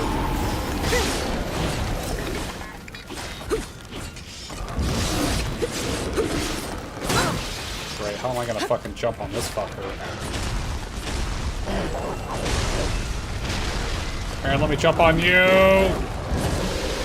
That's not letting me jump on you! Oh.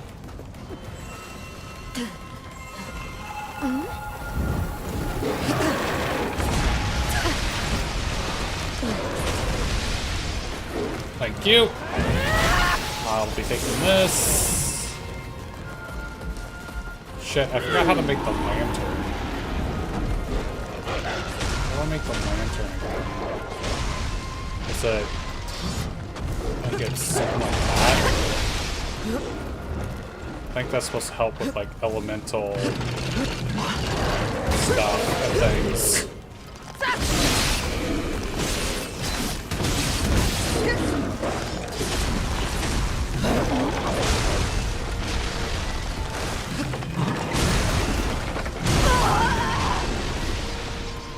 I don't know if that actually hurt him or not.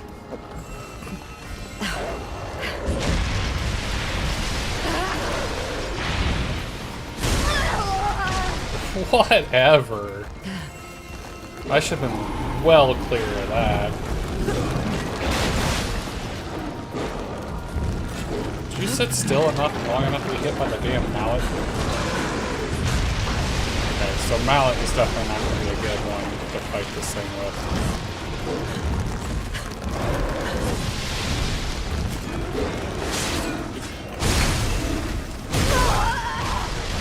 Ow.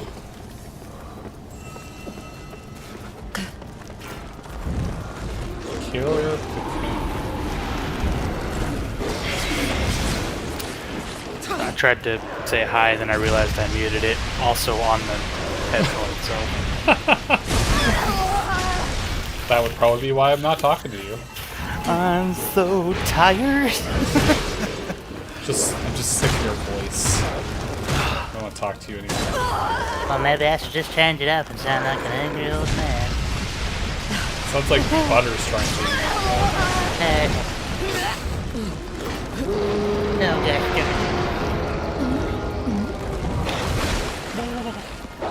Please don't hurt me!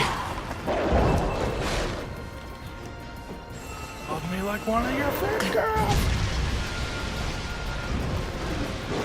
I mean, if I was a French guy, I'd definitely be hotter. So, I was on a dating website, and this lady messaged me. She goes, "I want you to treat me like a queen." I'm like, "All right. What kind?" She goes, "What?" And I was like, "Do you want like Queen of England, where you're adored until you die, or King Louis's wife?" So she had to look up King Louis's wife, and she goes, "Oh no." Like, oh no. Bitch. Just trying to give you what you asked for.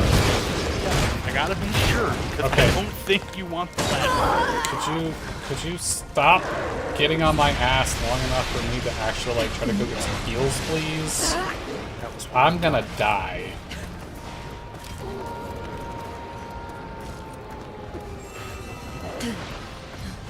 I will probably join another one of my buddies in a few to play some Overwatch. Okay. I'm just waiting for him to message me to tell me when he's gonna play. That's fine. You got tired of me. I get it. It's okay.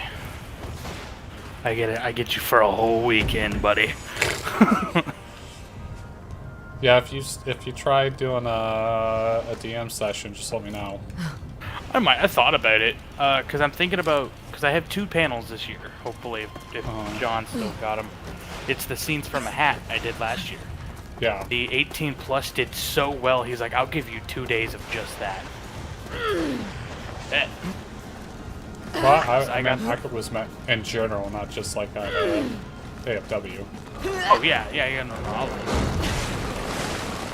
As soon as I decided to do that, I was killed so fast. That came out wrong. You seem to be doing a lot of that right now. I know, dude. I never noticed. It's like with my other buddies, like, oh, that's kind of dirty, and I was like, I know. I'm not fighting it anymore. Resistance is futile. There's no reason to fight it. That's how I feel. I was like, I'm done. I'm not even gonna.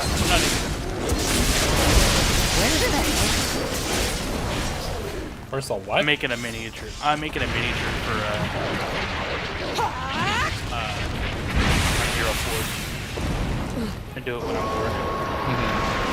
Or depressed, or both.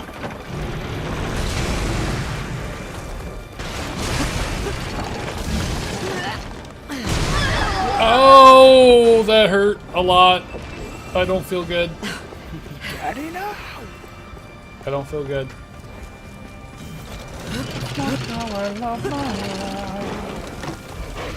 Now I'm scared.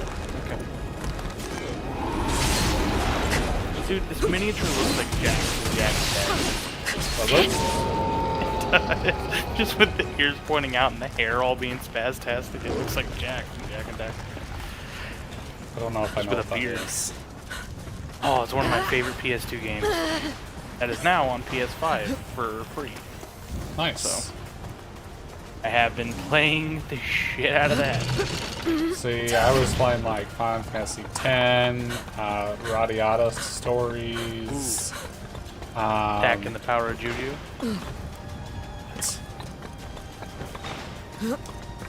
What are you talking about?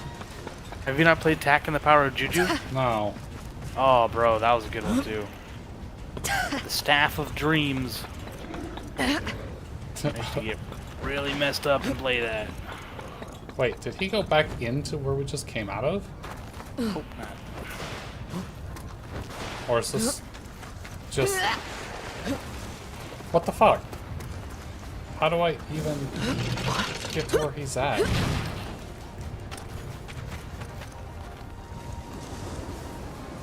You ain't nothing but a hand now.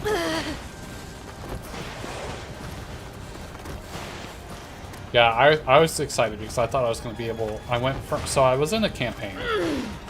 And then I did not like how the DM was treating me, personally. So I was like, fuck this, I'm out. And I gave him like 2 months. I was like, hey, I need to talk to you. He's like, okay. And he just never scheduled the time to talk to me. So finally I was like, alright, well, if you want to do it this way, I'm not coming back. It's like, okay. Well, he really cared. Thanks, Dick. Which sucks because I really kind of liked being in that campaign. No, he must be somewhere else. Where the fuck is he? I've had that happen a couple times. I really like this color scheme. Which sucks because I really liked... Well, I wouldn't say really liked. I liked it enough to be in that campaign. And then my girlfriend joined, and then I came out. I was like, well, that sucks.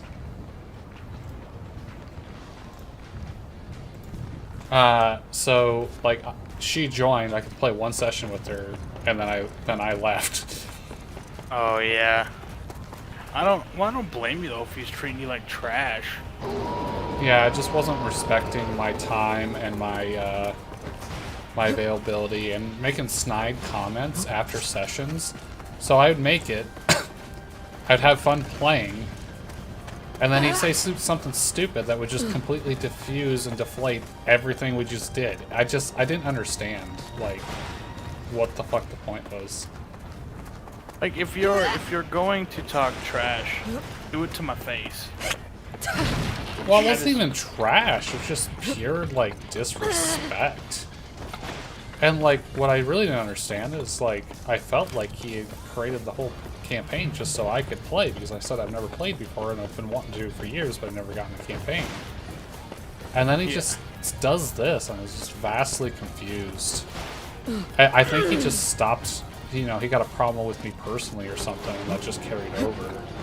Maybe, I hope not. That would suck, man. I mean, I don't know what else could have been the issue. Because we were friends for like 3 years prior to this. Started playing with them like when they were streaming and stuff. And I don't know. Something changed. And it definitely felt like a personal attack. Yeah, that's weird. So I left the campaign, and then like his personal friend, he ended up leaving the campaign. So then he's down to 3 players now. He got bees down his pants. Hello, Miss Fish. Certainly something to be sure. How is the fish? See, I tried inviting the Miss Lovely and Beautiful Fish, but she said she was too busy for us. I see how it is. I don't even know you, but I see how it is. Fish is a really nice artist. She's the one that does a lot of my artwork for my streams and stuff. Oh, nice. I'm very tired. I'm an okay artist. Ah, no! Sorry, what were you saying? I said I'm an okay artist. She's really good. She's doing naked Cheshire body pull for me right now. Okay, he's obviously under me. How the fuck do I get to him? Usually you just get on top, but whatever. But there's no entrance to get on top. That's the problem. Not That's yet. the problem. Diary. There will be when I'm done. One of my late father's men fled back to the castle. He claims that, with the exception of Ataski, here, every last stronghold has fallen. I fear the Rostrucks become too fragile to be legible. Yeah, I hear you yelling. How the fuck do I even get to you, you fuck? Oh, you hear in the background? Well, it's a giant snow wolf, so it's more like...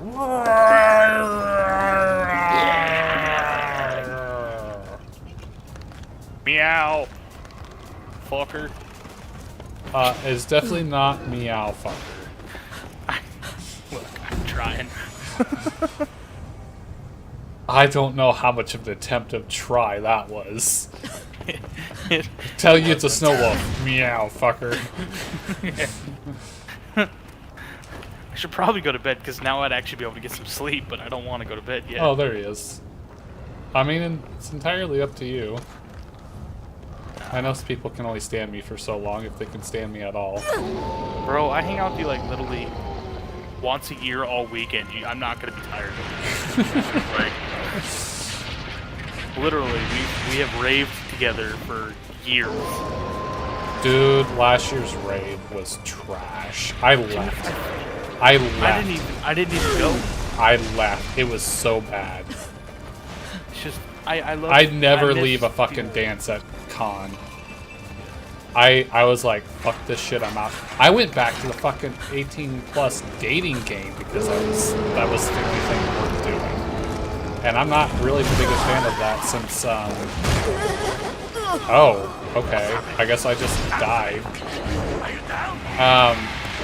I'm not the biggest fan of it since the young girl took over compared to who was doing it before her. Yeah, I liked who was originally doing it. Oh, she was so good at doing it. It's just she had that voice and stuff like, "Hello, everybody." Well, it wasn't even that. It's just she could run a panel. Like she did it fair. She kept everyone in line. She kept it moving, and it's just turned into like a whole personal like panel fest instead of anime dating game. Yeah, Sunday is my get ready for work this week. So I'm grocery shopping and cooking and cleaning house. Rosie walk and do commissions. That's fine, Fish. If you don't want to play Dungeons and Dragons with us, you can just say so. You don't have to come up with excuses. Just call us nerds and that'll be it. I mean, she is equally deep in that. I was gonna say, we'll try to understand. Okay, this is where I'm at. How do I... This map is kind of confusing. Last year, Littlebeard has a video of like me and like 7 other people just moaning on stage. And because wow. The paper that they signed was students trying to out-moan each other, and it was just us sitting there moaning as loud as we can. And then there's just one of me just going, ah! Yeah, see, out-moaning each other to me isn't always like loudness. It's like the quality of the moan and the authenticity of it. No, we were just yelling at each other for like 5 minutes. I was like, all right, we're done. Yeah, that's not seeing who has the better moan. That's just everyone seeing who could be louder. That's not the same. Yeah, but we were all just like, you know, we were having fun. That's all that mattered. But it was fun. And it was like, that was a lot better than I expected. So we're going to try to do that again next year. Because I tried to do a normal one for the whole family. Uh-huh. It just wasn't as fun, man. Because you can't do anything. Yeah, and I was like, fucking do anything. It's not worth it. Going to stop what I'm doing because I'm an asshole and I can do what I want. Well, and people get fucking hurt over any little thing anymore, and it's just ridiculous. Like, all my stream stuff's 18 plus. I just don't have to fucking worry about it. Like, people aren't allowed to be people anymore, and it's just really ridiculous. They are not excuses. I'm already in 2 campaigns. Ha ha ha. I would like to be in 2 campaigns. I thought I was going to be, and then they're like, we're little babies I may and be we in are 3. hurt, and so we don't want to play with you anymore. You know the worst part? Hold on. Maybe I can sneak in for a session one time. I mean, if you want to try, we can talk to Gherkin and see if we can try to do like a guest thing or something. Yeah, I was gonna say that, or she could play like an NPC or something. Yeah. Gherkin's one's running it, so he'd be the one to talk to, Fish. Alright, what were you gonna say? I was saying I might be in 3. Because if I am, my game will be that one on Saturday, one on Sunday, and one on Monday. I mean, I'd like to at least be in 2. Especially if they're every week. I would like to be in more if they're not every week.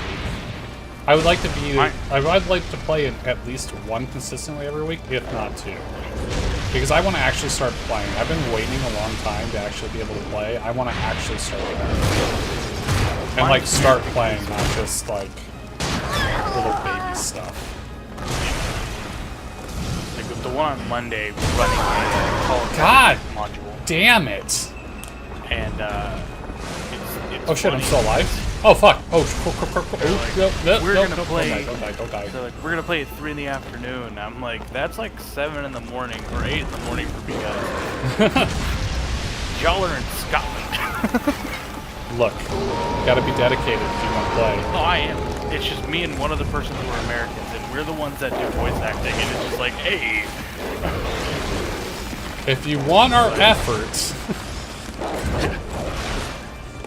But hey, I'm gonna join my buddy on. We're gonna watch her Fortnite. Okay. I'll just be here dying as a stupid fucking snow wolf. But I'll be on late. I'll be up for a while, so. Alright, I'll see you later. Later, dude.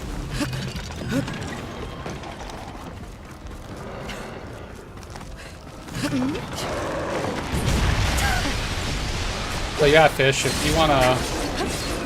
you ever make time or if you want to try playing, I mean, that'd be great. We got 3 people right now, so you would have been 4 if you could have done it. I was just trying to be nice. We played last night and was playing my Spider League. How'd that go?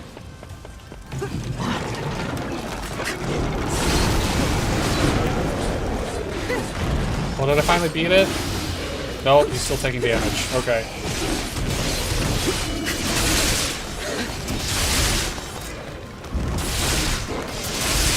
Can you hurry up and die so I can progress? I should be getting out of this, but I'm too busy attacking.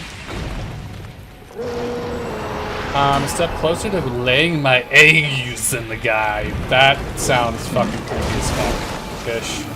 Not even gonna lie. I'm almost close to laying my eggs in a person. That's my goal in life. Ow! Please stop. What's happening?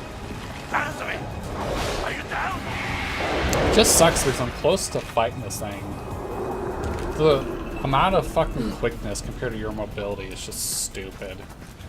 I understand that, you know, you're supposed to, like, fucking use your stuff, but I hate when games like this don't have proper mobility.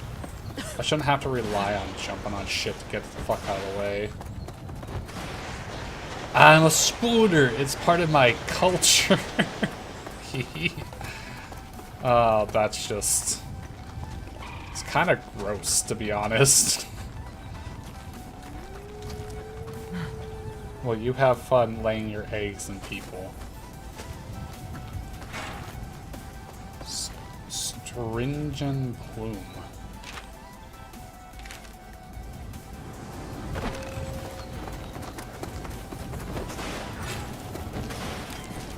Oh god, turn up. Turn up the power, turn up the power. Bulbous turn up.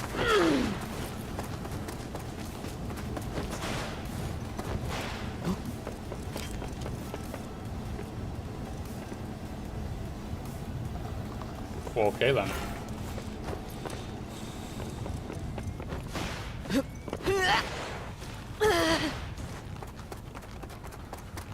It's also so annoying because you have to, like, vertically try to chase this fucker.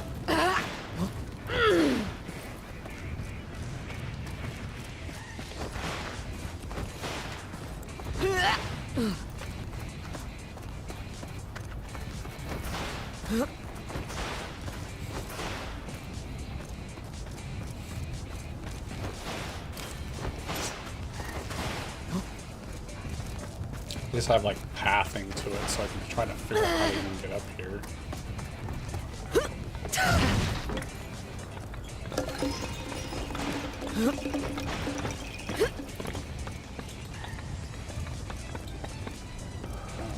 Alright, I think it's this way.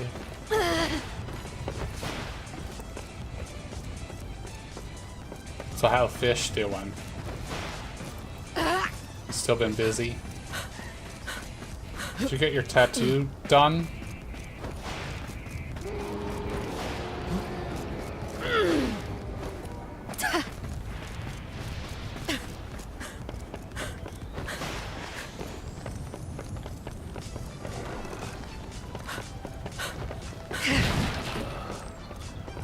Alright, I am going to use tons of fusion stuffs because I would like to try to finish this and not faint another time. That would be cool.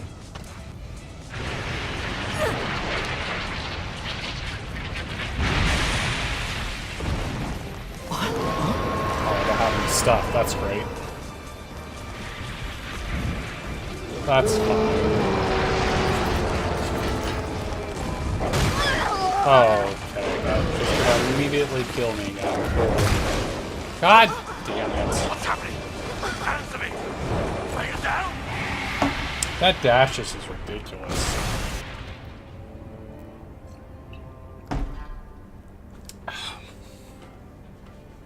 I almost had it. And then that fucking enraged last state is just kind of ridiculous to deal with. Why am I back here?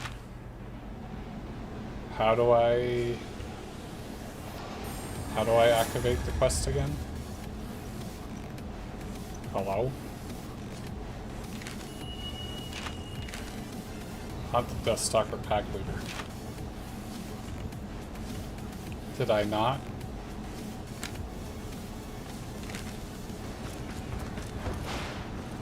Alright, I'm gonna have to like make a camp over there or something. This is ridiculous.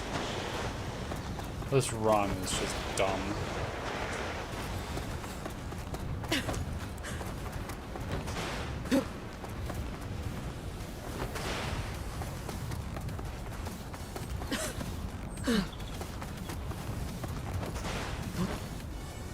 Oh, I guess I could have fucking like ziplined up there or something. I forgot about that. Those usually cost like currency, so I forget about it.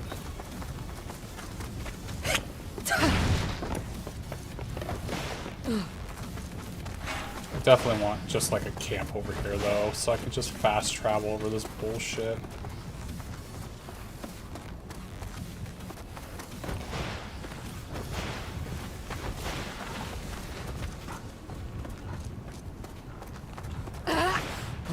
Looks like fish has abandoned me.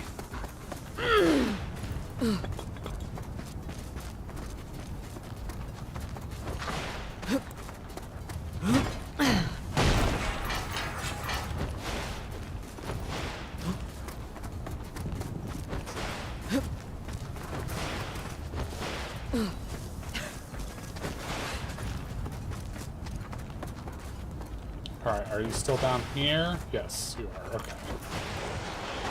So let's go ahead and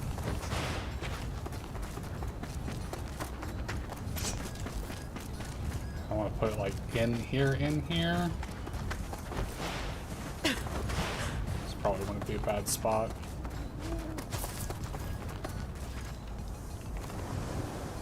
The wrong thing.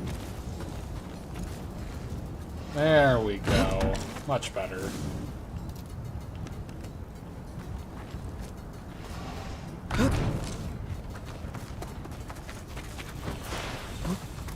Okay, now we're like at least right next to the thing, so if I die, I don't have to run forever to get to it. Hey buddy.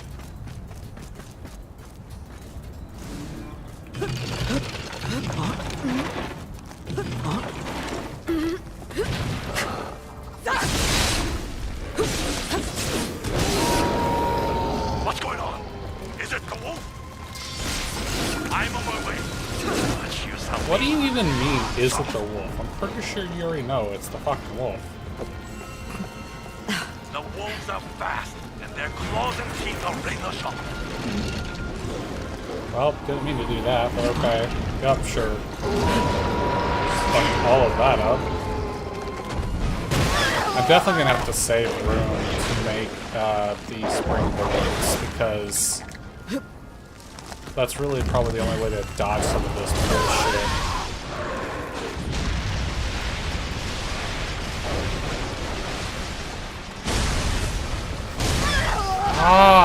That AoE is what fucking hurts me a lot, because I think it's an opening, and then he does that bullshit, and I fucking get hit.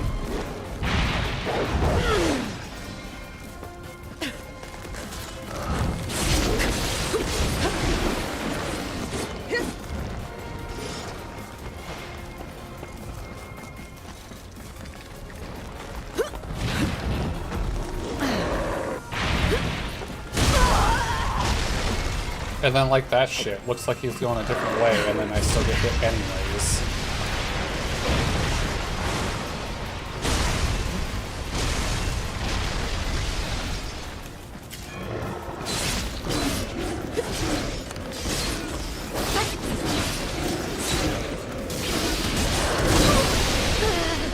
Trying to fucking dodge behind him and still getting hit by stuff. Fuck me!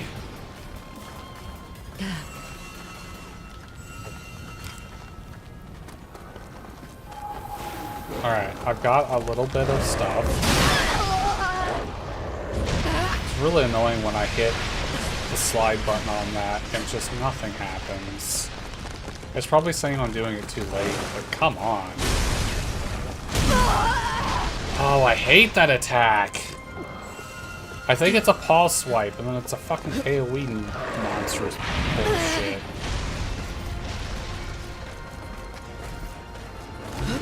I'm just gonna have to start doing like just some boards around just to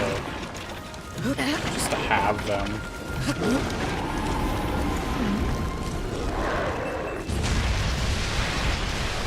Of course, I don't know why I even bother, because then he just destroys it. And it doesn't matter at that point.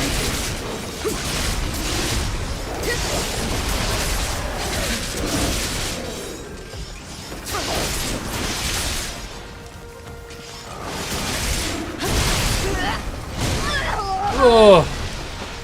It's getting so many good hits on that.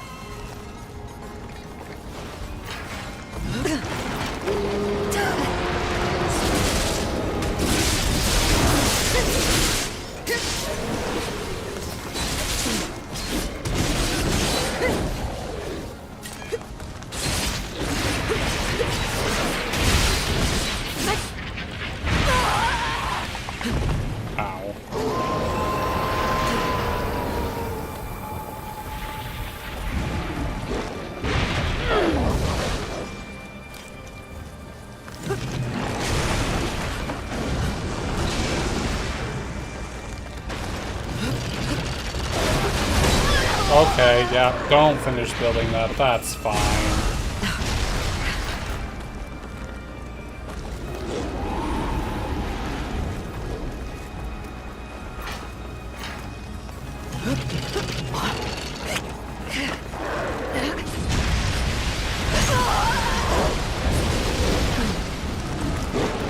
Oh, where'd you go? Fuck.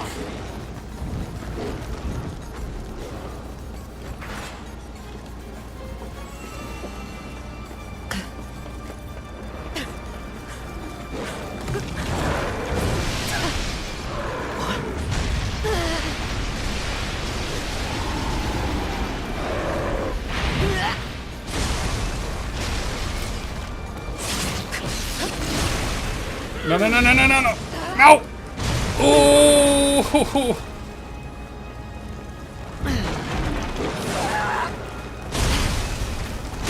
That tracking bullshit where he can just move.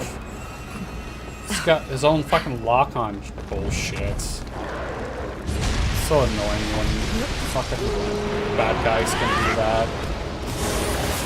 Because you think you're safe, and then they fucking move mid-fucking anything. So fucking annoying.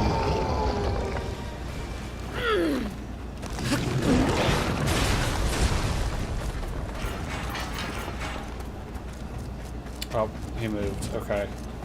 So now I probably need to get some healing water and stuff, if there's any left down here. Maybe?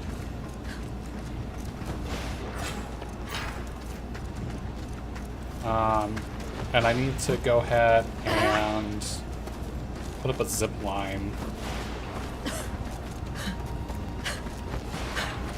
Make this process a little easier.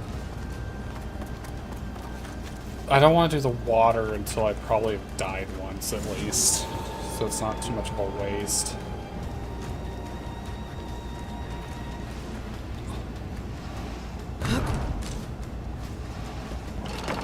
Alright, where can I shoot this? Something like that, maybe?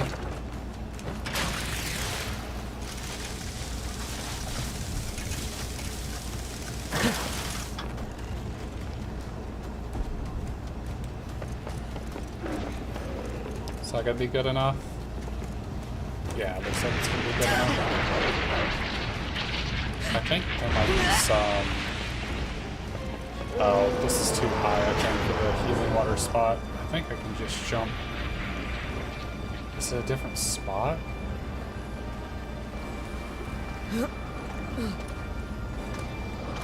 Oh, oh well, I'm going down now.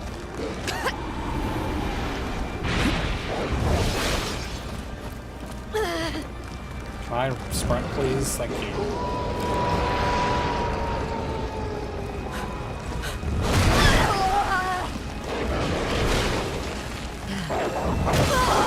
God damn it, I hate that when I'm trying to fucking heal and I can't dodge.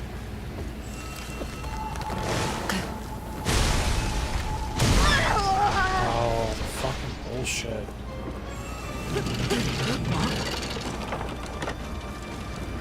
I don't have enough threads, thank you.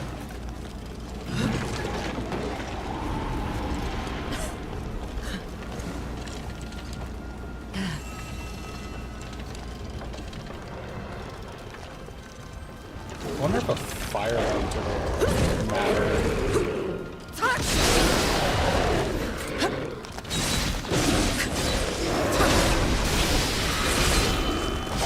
Oh, it just triggered there, looks like.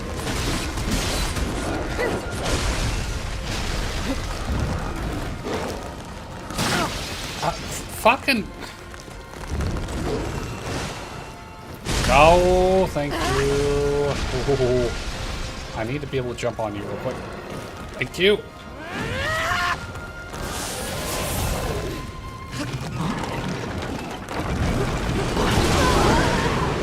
There we go. Lots of damage.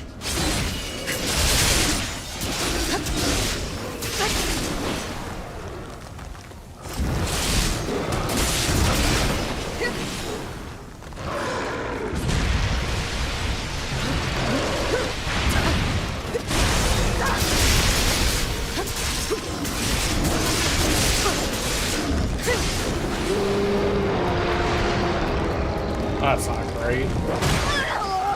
Oh yeah, just a free fucking charge hit. That's cool. Come on, heal, heal, heal, heal, heal, heal, heal, heal, heal, heal.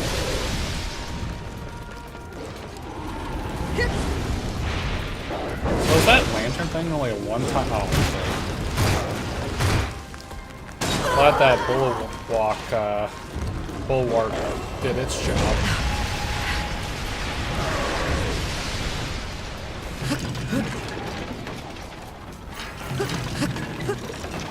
Build a bunch of these, I guess.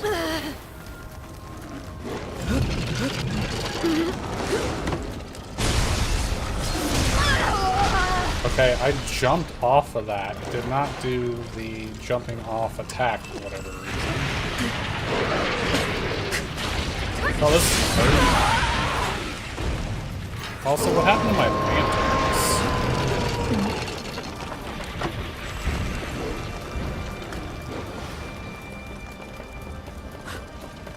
Okay, I have 3 heals left.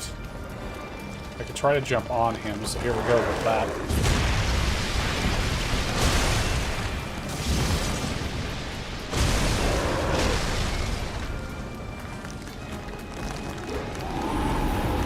Almost there, almost there. Let me have it! What?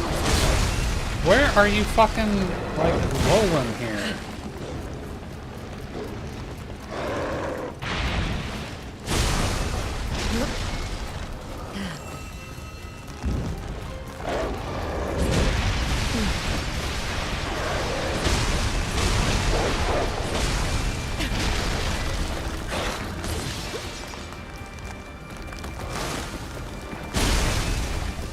Can I please have the thing? That'd be great. Come on, you're like right there.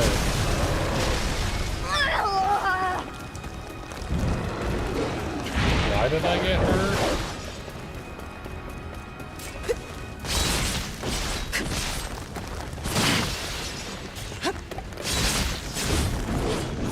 Oh, well, I'm dead.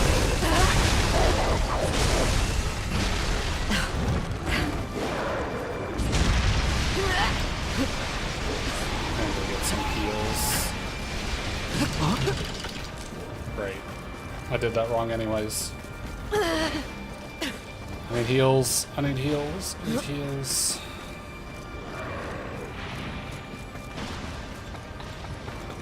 Where are there some heals? There's some, oh shit. Okay. Am I in the same room with him? Nope. Okay, cool.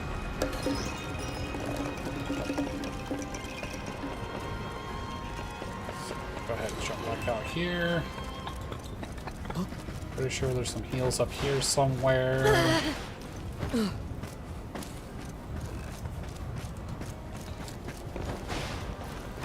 Oh, nice big old healing tree. Go ahead and take that. Should have healed first. I guess it doesn't matter because I think that just gives you 10 anyways. Oh, and it healed me. Okay, cool. It's nice that it heals you as well. Have I eaten on this trip? I have, okay. Other heal there if I need it.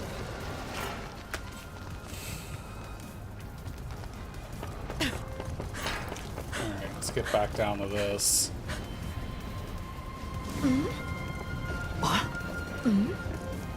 Oh, I don't have enough. That's right.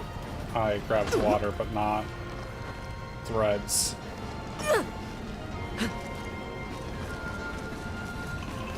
Okay.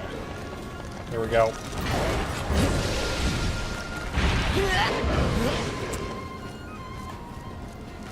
Oh, no, no, no. Let me jump on your point here. Give it to me. Thank you. There we go.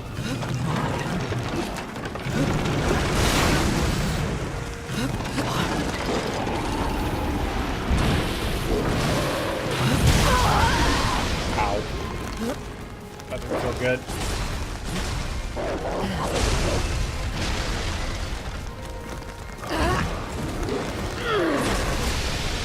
Rolling behind it seems to be super important.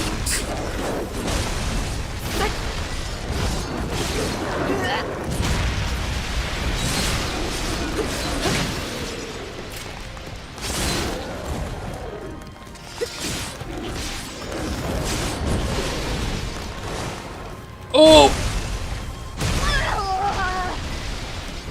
Oh, hey, there's the edge of the map there.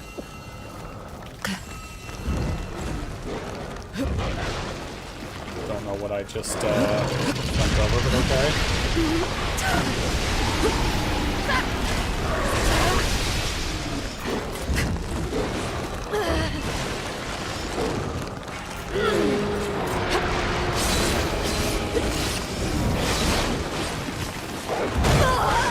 Ow. No, no, no.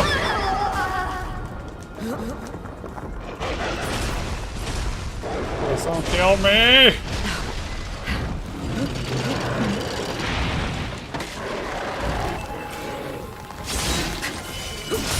Oh, I need to heal. Fuck.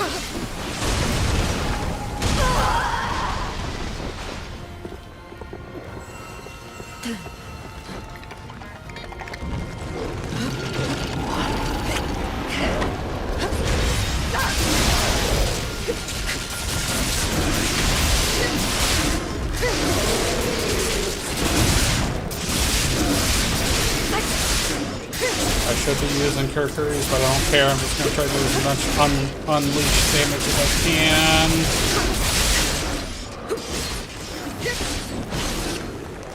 Oh, we got Lamp. Doing a little better this time.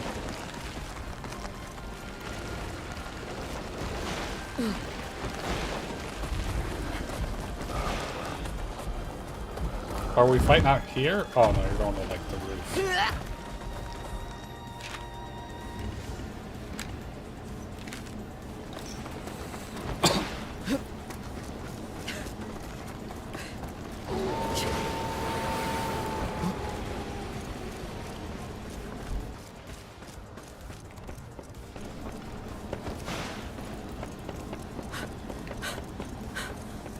Probably can't pull anything else out of you. Nope. Okay, just checking. Do have that one though. Oh hi! Fuck! Oh, that's pretty. So you walled off the top here. That's kind of cool.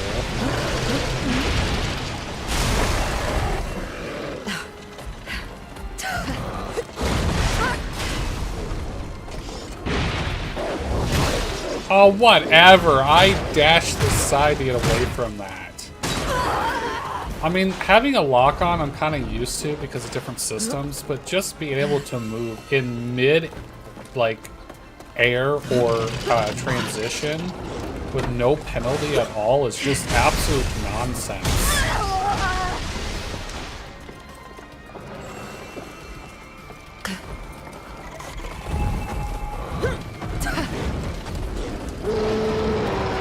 I also get tired of that not automatically jumping when I jump off of that either.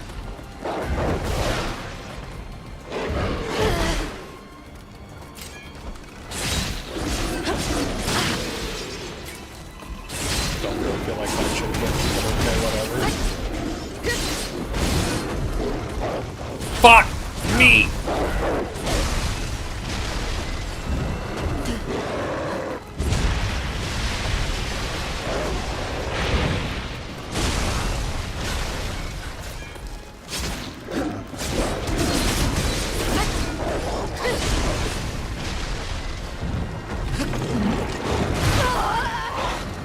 I did a bomb there instead.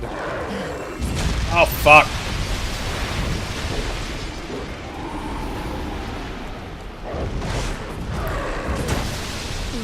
These threads. God damn it. That move is just absolutely ridiculous. It's like fucking magnet missile. Unless you're just completely out of the way, you're getting hit with it.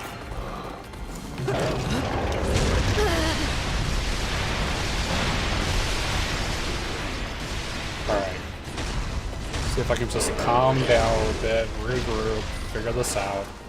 I was fighting it just fine before. I found you at last. That's from across his eye. That's the leader of the pack. Kill him. Kill that wretched. I mean, I'm working on it. Do it for me, see? I can't do it myself. I'm not gonna do it for you, but I'm working on it.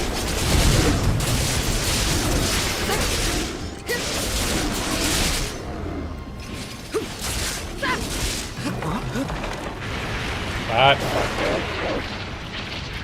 Can I move, please?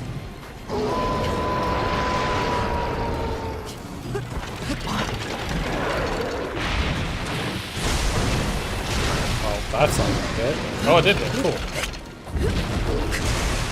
Oh, this is gonna be great.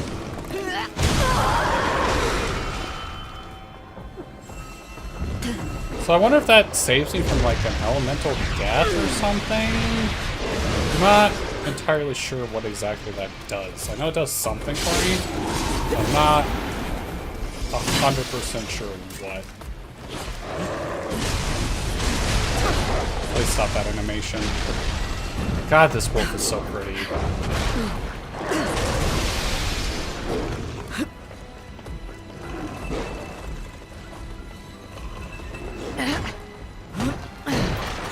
Oh, is this like a little safe area?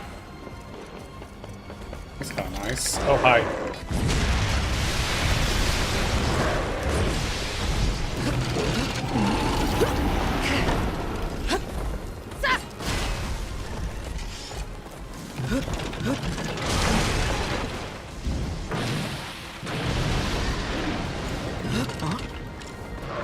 Threads.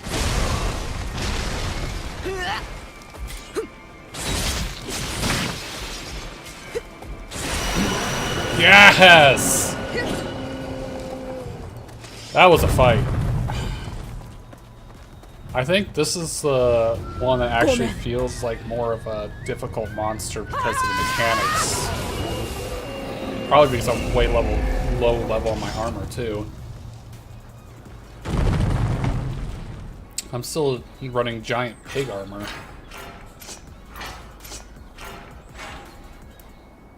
And I could have had the Death Ravenclaw roller Kurkuri awakened.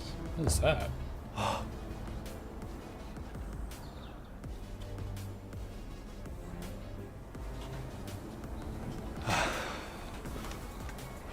That's it then.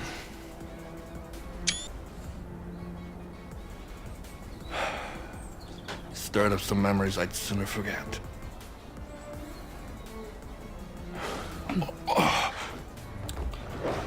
Oh, hey, little guys.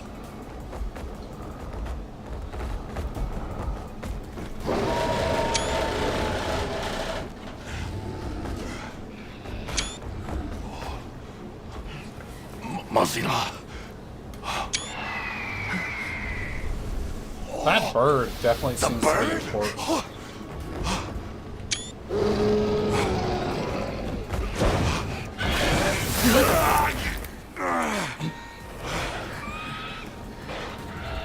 What now?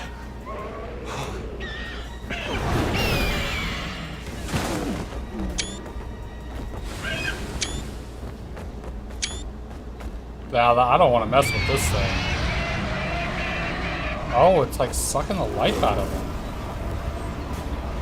Huh. That's interesting. I don't know what this is, and I don't want to. Let's go. So, in theory, it probably could do that to the character too, because it's like used with the car things.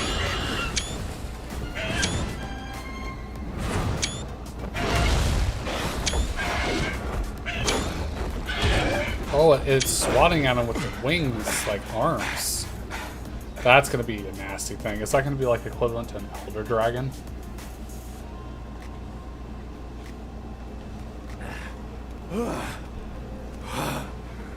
The so-called bird of auspice? What the hell's it doing here? Beats me. But one thing's for sure. That was the wolf that killed my master. Finally. I've avenged their deaths. Or rather, you have for me. This useless body of mine is good for nothing now. But this I had to see through. I thank you.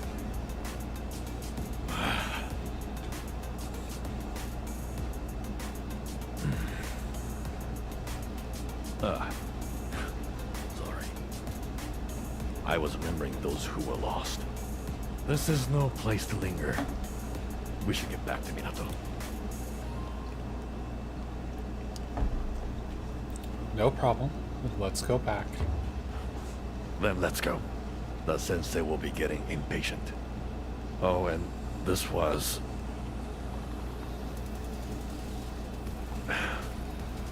Never mind. Arigato, Chief. Arigato, Mr. Ribato, domo. Domo.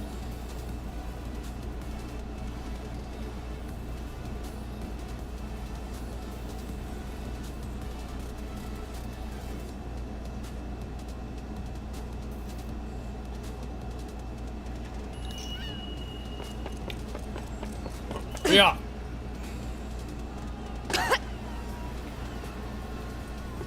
Yo, the carpenters are fine. You want to know what's still to do? Here's the list. Give me my stuff.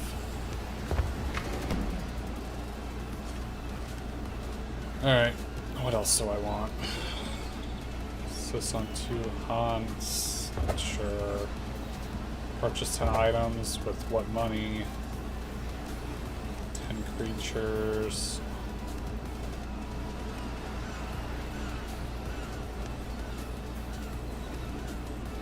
I hate it when it's specific stuff. Because then I actually have to go there. And that's annoying. Right. Let's catch Especially up since again I've soon. already like offline grinded on those areas and stuff. Ah, there you are. Guess I Tell me how should it have went. waited, I guess.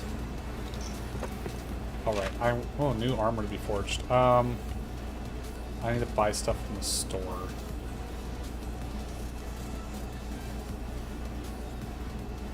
Apparently there's a new scroll quest for me to pick up, but I was gonna do them on stream, but I'm thinking I might just do them offline. Where the hell is the store chick? Isn't she like supposed to be right here?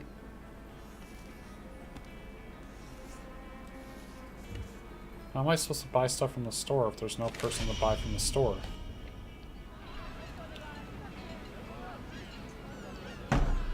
The side quests haven't seemed to really be important I'm not anyways. sure that anyone...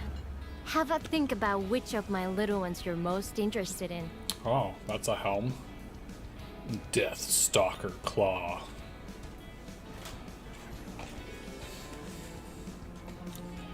Oh, this is a significant upgrade. What is this? Peculiar Cocoon. That's kind of pretty.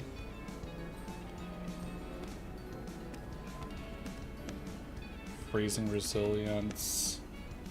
So it seems like it's definitely geared for you to be in an area, get the armor before the armor for the monster, so it gives you stuff to be able to fight the monster.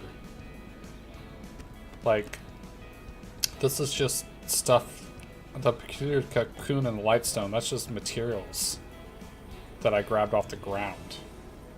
So this would just let you be able to fight it with resistances, because that's freezing resilience.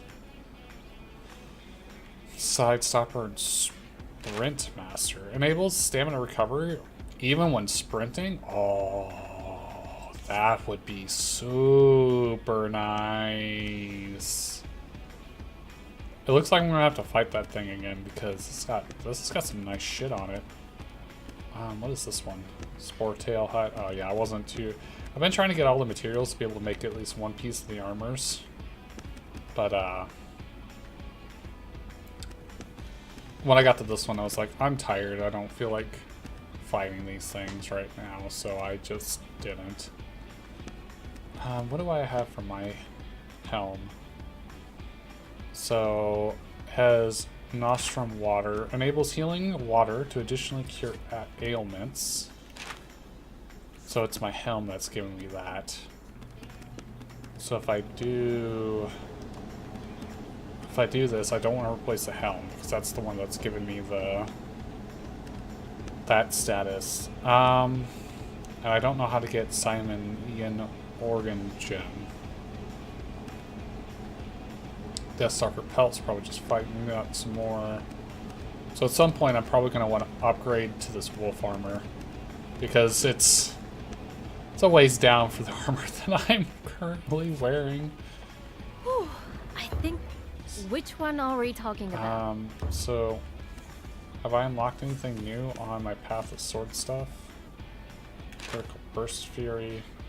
Burst Power critical hits. Boosts the chance of unleashing critical hits for a while and destroying part of a Chemono. Chemono. Oh no. Yeah, Chemono. Follow through. Trickstar. Boosts the amount of release gauge. Increases from attacks incorporating basic Karakuri. Makes stamina recover when your health... Stamina recover when you unleash a critical hit. Duel Master. Boosts the amount of release gauge. Increases when hits connect. Looks like this left tree at least has stuff for me to actually build into. Oh. Boosts the power against airborne Chemono.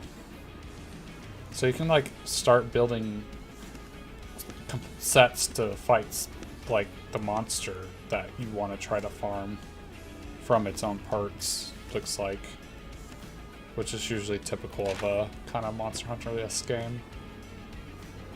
Critical Chain boosts the chance of unleashing further critical hits for a while on unleashing a critical hit.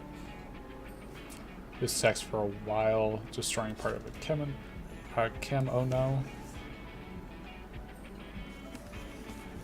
See, the side trees seem to be filling out. This fucking middle tree is like not doing anything.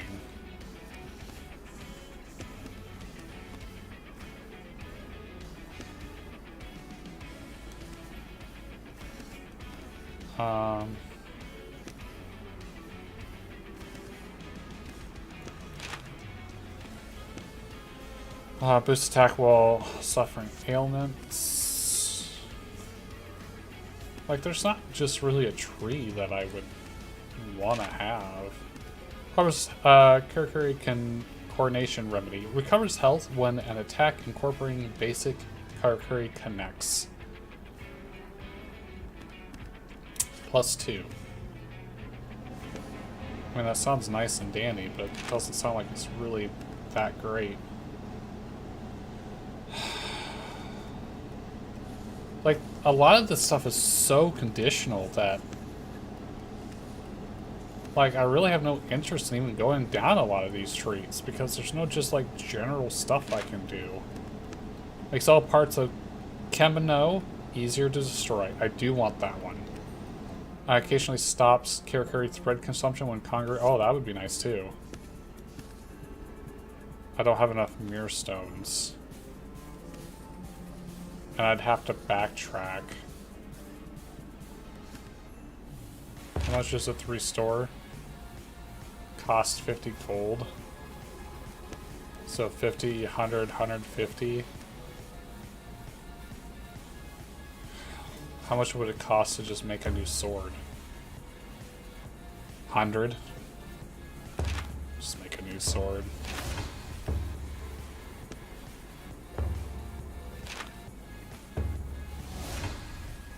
Okay.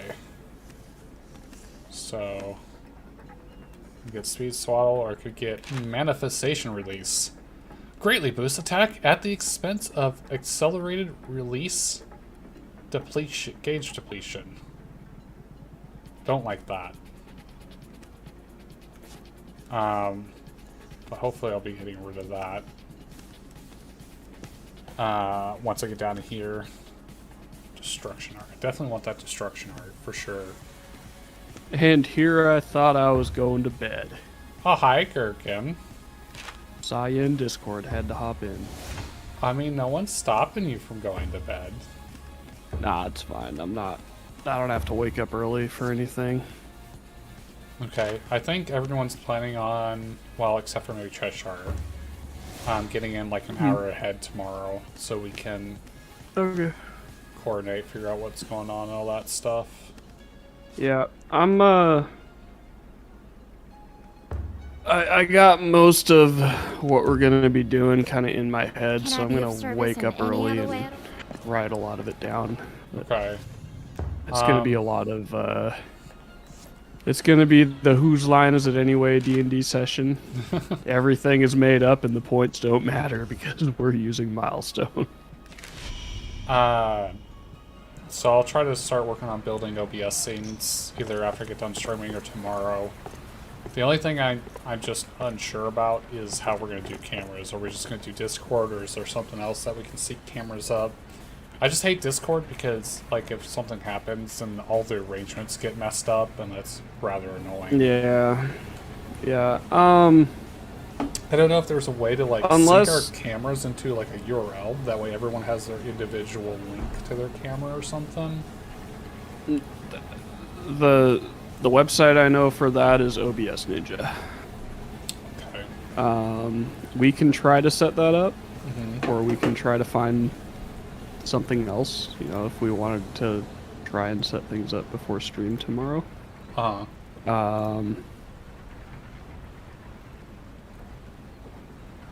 on, let me send you this URL real quick. This is what I used before when I co-streamed with Inarian. We just popped our cameras into that. It's in your DMs. Okay, we look at that. Also, I wasn't sure, so I just went with standard array for now. But then, if we're gonna roll, Frank went standard array, so just go with standard array. Okay, we'll just have Cheshire. I like rolling for the sake of variety, but standard array is pretty nice and balanced. So, I mean, we can roll. We could always go back and fix it. So standard is just nice, so I can get the character creation finished. Yeah, that's up to you guys. If you guys decide you want to, because I will allow 4d6 drop lowest if you guys want to do that. Right. It's just up to if you guys want to fix your character sheets. Okay, give me 1 second. I gotta do some dialogue real quick. Yeah.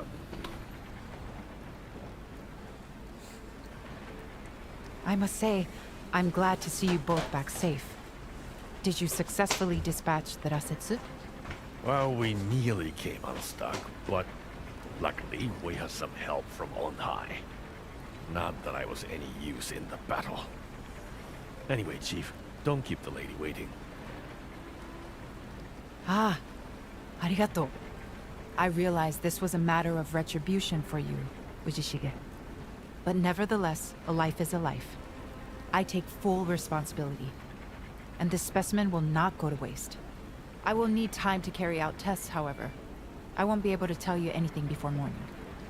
Sounds like my work is done then. So I'll be taking my leave of you for now. I'm in the mood for drinking. A lot. And alone.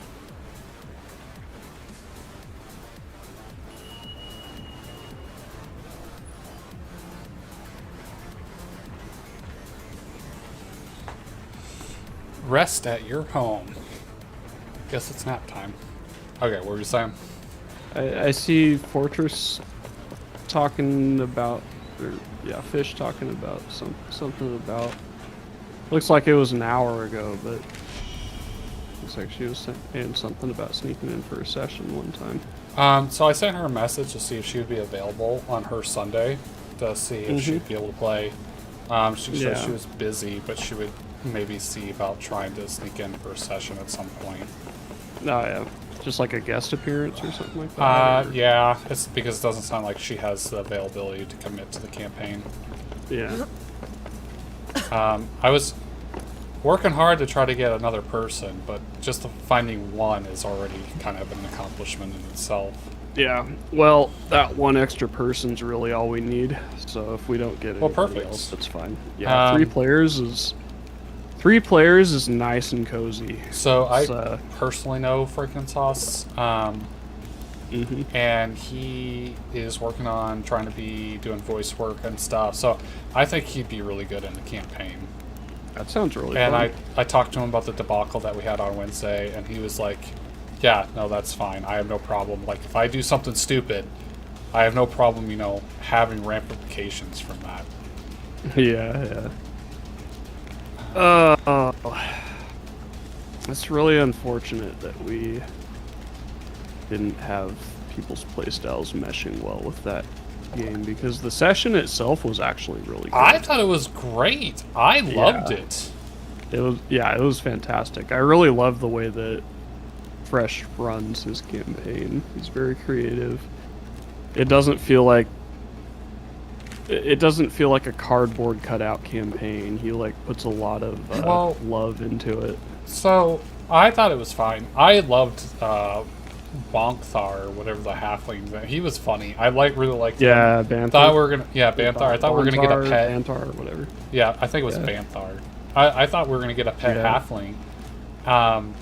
He actually is thinking about, like, if he decides he might want to play with us or he gets the time to join our campaign, he was talking about possibly playing that halfling.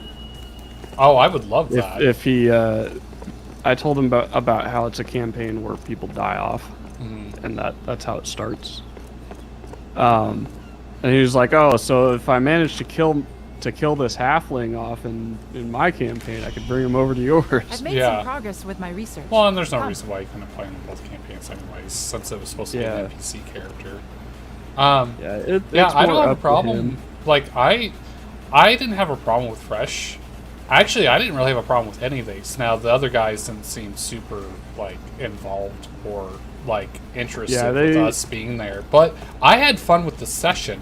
Like, it was a more realistic confrontation to how parties would either form or die. But then that's also backstory for the party, and like that's the whole point of fucking adventuring, is stories that you tell. And then we could re-roll new characters if we died or if they died, and we just keep rolling characters until we find a group that meshes. Or just Fresh finds a way to get along. Fresh really liked just how that session served to develop his world that he's creating too. Well, I mean, I feel like I did some pretty substantial work with have some assisting interesting results at last. Yeah, because I made the halflings. I kind of had him do a session 0 with us beforehand, which really set the tone and gave us more information, kind of the backstory leading up to stuff. I thought the confrontation of the parties was exactly how it probably would handle out. You know, no one making concessions for their characters just to try to move the party forward. I thought it was great, and all we had to do was return with the halflings, finish up my oath of the mission, and then we were going to plan on hunting you guys down and then go from there. Like, I thought I did a pretty good job of expressing, you know, a way for us to potentially party up in the future and stuff like that. I don't know. Yeah, no, I did a lot of work. It was really cool. I thought it was really cool. I've never seen a game quite go that way. And I really liked the way it was going. It was very fun. And like you said, it's almost like we have consequences for what we do. Like, sorry for the delay. That's but I have and some with your interesting character results originally at being a good alignment, I almost thought that you're going to be like, oh well, these guys are doing good. Maybe I can actually side with them and try to get back on my course as a person. I was tempted to just side with your characters. And my character was on the fence. He was like, I like my new friends, but I also really respect what these guys are doing, and you know, like that's kind of like sorry for the delay, my idea but of like I what have was some going through my interesting results character's at head. He was kind of caught in the middle, like, what the fuck is happening right now? I felt like I did a really good job handling both parties, what they wanted, even the halfling. You know, I did a lot of work in the role play and like the consideration of how in the future how the party's going to play out and how we would interact. Like, I felt like I did a lot of fucking like bulldozing work compared to what it felt like maybe was there before Cheshire came in. And I think maybe that was just too much. Like, they didn't want that kind of direction. They didn't want that kind of confrontation, which is fine, but it sucks because I loved that session. I thought that session was fucking great. I think Styre was just playing his character, and then... Which is fine. Grindy is new, so he's sitting there like, oh god, am I going to play my game, or are we going to go in circles here? Or what's happening? See, that's what the most like confusing part for me was. It was like, they let the halfling go, right? So all we had to do was pick him up, you know, spend, 30 minutes or whatever going back to town, dealing with that, coming back and hunting you guys down. Pretty simple. And then we could figure out party comp and what we're doing and stuff like that from there. But no, they just changed their mind, and then sorry for the like delay. we kept running in a circle. I have some interesting results at last. Yeah, I was becoming pretty invested in this quest that your characters had. Well, I was like, I want to get this done, but I also want to go to the temple. So how do we do this to where we get both done? Because I want to do both now. And then I thought I orchestrated that, right? I basically negotiated a temporary ceasefire. They could go back with us. We could do the stuff with the halflings, and then I'm fulfilled. So then it's whatever after that point. And then I figured they would try to recapture them and whatever for the temple, or maybe we could talk to the halflings, and maybe Banthar would even end up joining us willingly. Like, there was so much potential, and then but people can't get along to play. I don't know. I thought it was going great directions. It would have been a great story if Korgoth killed me and boasted and griped about it, or I ended up getting back up and taking his hand as promised. Like, either way, it was gonna be great. Oh yeah. Yeah. The only caveat is all the players got to be good with it. Like, they gotta be able to enjoy the game. Yeah, I think it's one of those things where like, we've had a little bit more experience. We're a little bit more invested in the role play aspect of the game, and we just came in hard and fast, and they just sorry for the delay. But didn't know what to I do have with some that. interesting results at last. Styre, I think, is experienced with D&D. He was also he plays very simple characters, so it's not super heavy on the roleplay, but he is experienced with it. And then Grindy, that was session number 2, like, ever for him. So I've kind of learned to just go with it and enjoy the game for what it is, and whatever happens, happens, and we're going to look back at it and laugh. Right, which I'm not necessarily opposed to that, but the character I made wasn't built for that. Yeah. Like, if I build a character, I'm going to stick to that character's motivations and stuff. And for Yeah. me, part of the game is the other characters convincing me or finding a way to manipulate me or manipulating the circumstances for me to go along with what they Sorry want, for but the still delay, upholds my but motivations. I have some and interesting whatever. results Like, at last. to me, that's the roleplay aspect, right? Yeah. But not everyone wants that kind of depth. You know what I like about the older editions of D&D? So I know a lot of people hate paladins because a paladin can't just be evil. Right. Unless you're And because of that, yeah, and it creates a lot of conflicts between party members when there's a paladin. Sorry for the delay. I actually but like I the have old some way interesting that results at paladins last. work for that reason, because if you got a new player, convince him to play a paladin so that he has to roleplay his character realistically. Right. Or lose his powers. Well, and feel that's like the it would thing be a is, learning I think people get experience. skewed on how to play a paladin. As long as you're doing what's like is good for your god or whatever, the concept of good and bad is already skewed because the only thing that's good for you is anything that has to do with your religion. So as Yeah, long as you're it doing your has to- religion, you could do bad yeah. things, but it's good for what you're doing, type thing. Yeah, like somebody else could view it as bad, but yeah, the paladin's religion may actually be an act of righteousness that somebody else views as evil. And I don't think people play it like that properly, which is, they're going to play it how they're going to play it, but I feel like that would create a more interesting depth to a paladin than just, I can't do anything wrong. If that makes sense. That made me think of like a jihadist paladin. But no, where terrorism is an act of righteousness. I mean, depending on what faction you're looking at, it kind of is. That would be a very interesting paladin. I mean, look at Catholicism. Their religious symbol is literally a sword that they hang people on. Like they took their religion by blood and violence. But no one wants to see that aspect of the history. Oh, and modern day Catholicism won't admit to it, even though they've got a history that makes it obvious what they were about. Well, yeah. It started around the 9th century. I think it was around the 9th century. Yeah, there were. I did a lot of reading on the history on this history, so. But you kind of understand. So you know about Protestant Christians, right? And vaguely. There's so many different sects of fucking. Okay, so Christianity back then around the 9th century is when. That's the first instance of recorded history we have, at least as far as I know,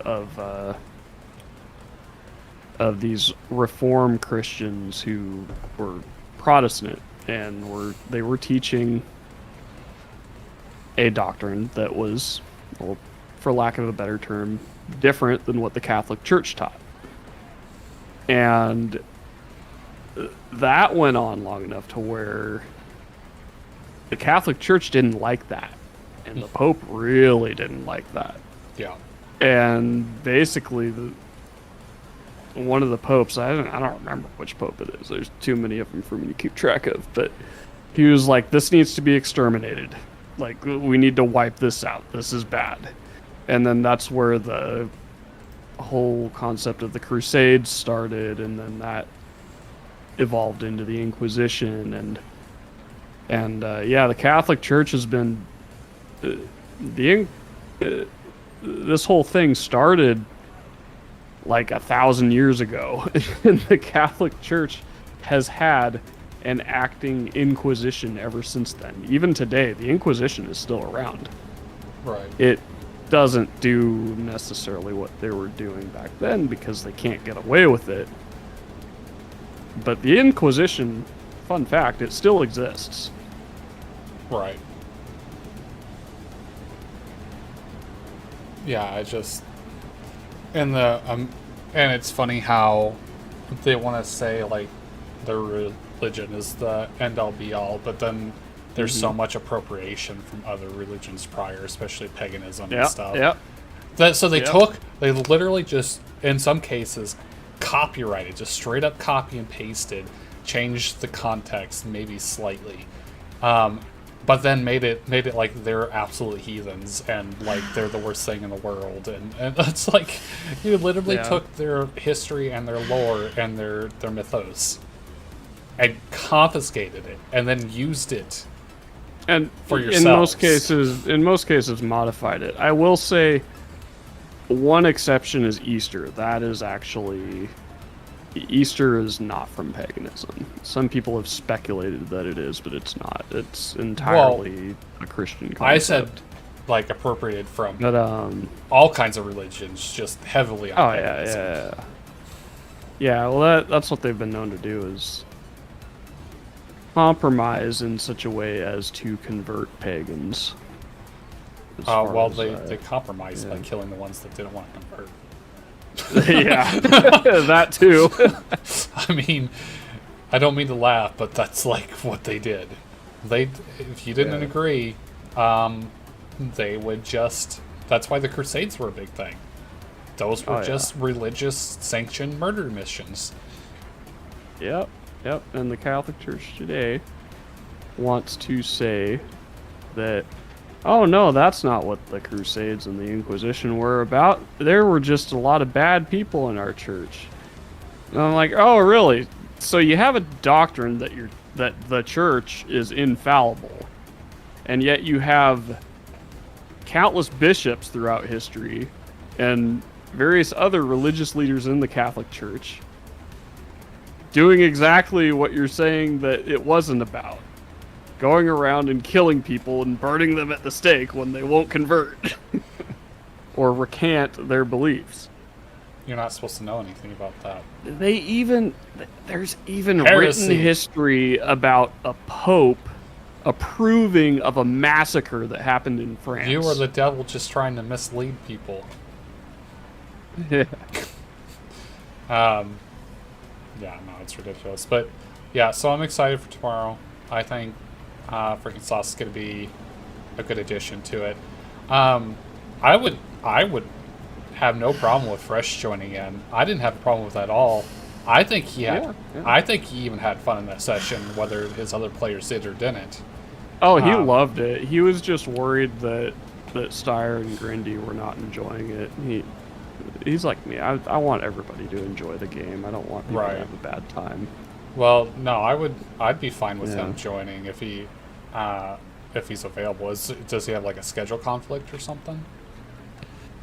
I'm not sure if there would be a schedule conflict so much as it's more a question of, is it going to burn him out running a campaign and then playing in another campaign? Yeah, but playing is so much easier than running.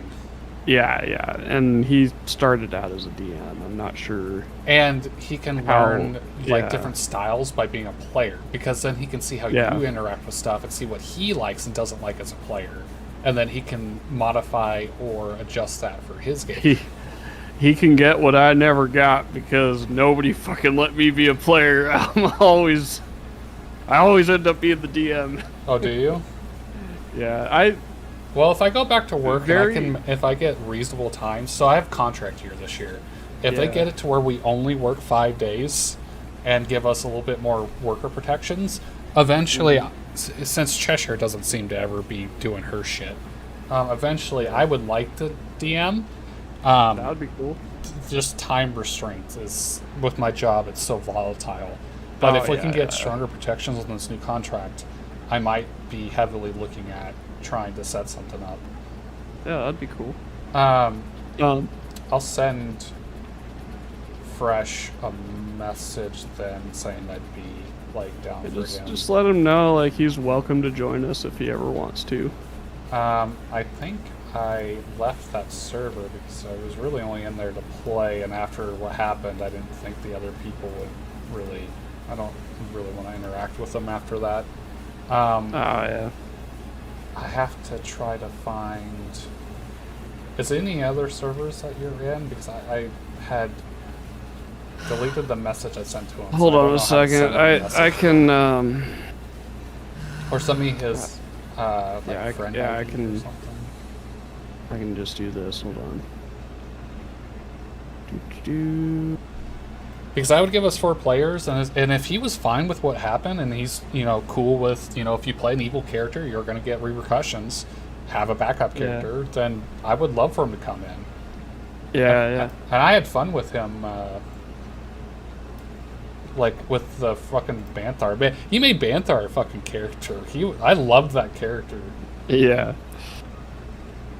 Okay. So. Yeah, I was saying earlier, like I have had opportunities to be a player in the past, but never like consistently through a campaign. It was always like a session or 2 that I would get to play, and then somehow wind up being DM all over again. That's because no one has time anymore to really do it. Yeah, well, and when you're friends who you play D&D with all the time, just know that you have DM'd and that you've got experience at it. You very quickly always become the first choice. Right. Well, and that falls into a lot of mess that just people as a person are anymore nowadays. Like the self-esteem issues and depression and all this stuff anymore just makes people unwilling to try anything new. Yeah. I think a lot of people are intimidated by it. I got to the point where nearly every campaign I ran, I played my own character in it while I was DMing, because I was like, this is pretty much the only way I get to play, even though it's not the same because I'm the DM and I know everything that's going to happen and have all this other information at my fingertips. But yeah, it's like I ran a lot of games where I played a character, and then another thing is when I play a character as the DM, it's like that character is dialed back a lot. Like I'll roleplay him, but that character is not going to take a spotlight. He's going to be like basically just there with the party supporting. Like I would never actually play a character that is going to have a significant impact in the campaign, because then the players feel like that they're being overshadowed by something the DM is playing. And the players should never feel like that. Right.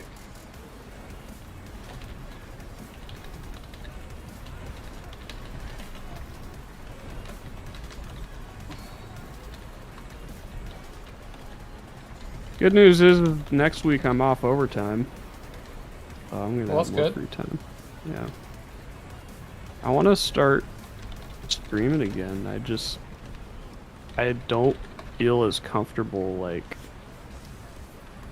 easing myself into starting a stream. Like I'll tell myself, okay, I'm gonna stream today, and then I get home and I'm like, nope, not streaming today. So says that your message cannot be delivered. This is usually because you don't share a server with the recipient. Or you have to send him a friend request. Oh, I did. That's how I could right-click and message him to even get back into my messages, since I had closed it out. Yeah. I sent him. It's pending, so you might let him know what's going on or whatever. If you have a chance. I'll send him. Hold on. He's in. Let me go talk to him. I'll be right back. Okay.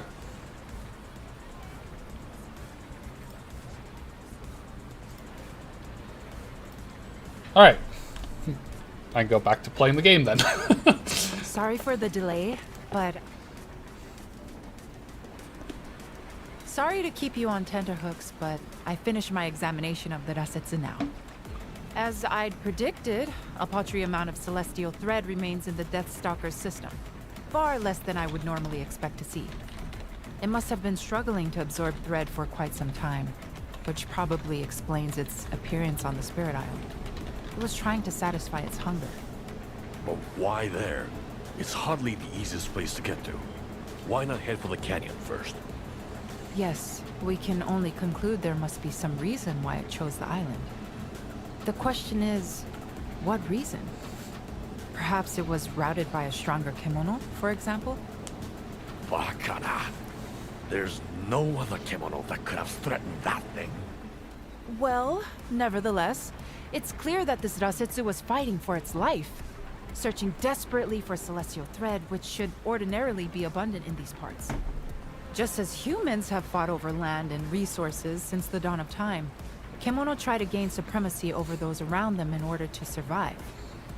It's the providence of nature. Is that what happened to the Earthbreaker, or is that what happened to the Bird of Spire? Is that what happened to the Earthbreaker? Yes, most probably. The kimono have been peaceful for years, but now they're starting to push violently into new territory. An alarming trend.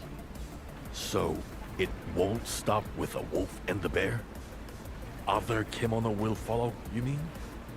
Surely not Amaterasu, though. The Bird of Auspice is a different beast. Let us revert our attention back to the Rasetsu, and the attack on it by Amaterasu at the Frozen Fort. The after effects of that conflict may already be starting to show, in disturbances in the weather or surrounding flora, for example. I hope my fears are unfounded, but Minato could conceivably be affected, so I wonder if you'd revisit the castle and look around? Consider it a hunting request, if you will. Nandayo. We escaped mortal danger only to be told to turn around and march straight back into it? Well, sounds like we got our orders, Chief. Let's just hope we don't run into any more of those wolves. I want to run into more wolves because I need the materials for that armor. Investigate the abnormal changes around the fort. So, what'd they say? Oh, geez, I'm hearing double shell now. Gotta mute the stream again. Echo. Yeah. Yeah, I figured I'd squeeze in that cutscene real quick. Yeah. Those characters in that game are speaking Japan English. Yes. He went from English to Japanese all of a sudden. But he said it wrong though. He said Nandayo. He should have said Oi, Nandato teme. Well, now I'm all excited, so I think I'm actually going to go ahead and end stream here and then start working on OBS scenes, and that also gives me a little easier availability to talk to you. So that's going to be it for right now. I'm probably going to get that wolf armor off screen, and then at some point I might come back and stream this. Tomorrow plans are to stream a new session of Dungeons & Dragons campaign. So hopefully we get that figured out so we can actually do that. I have an event up in my Discord. Hope everyone has a good day and or night. Bye! Oh my gosh, you're streaming a D&D campaign. I gotta watch that. How are you gonna do that when you're in it? Please explain. I'm in it? Oh my god! Oh, such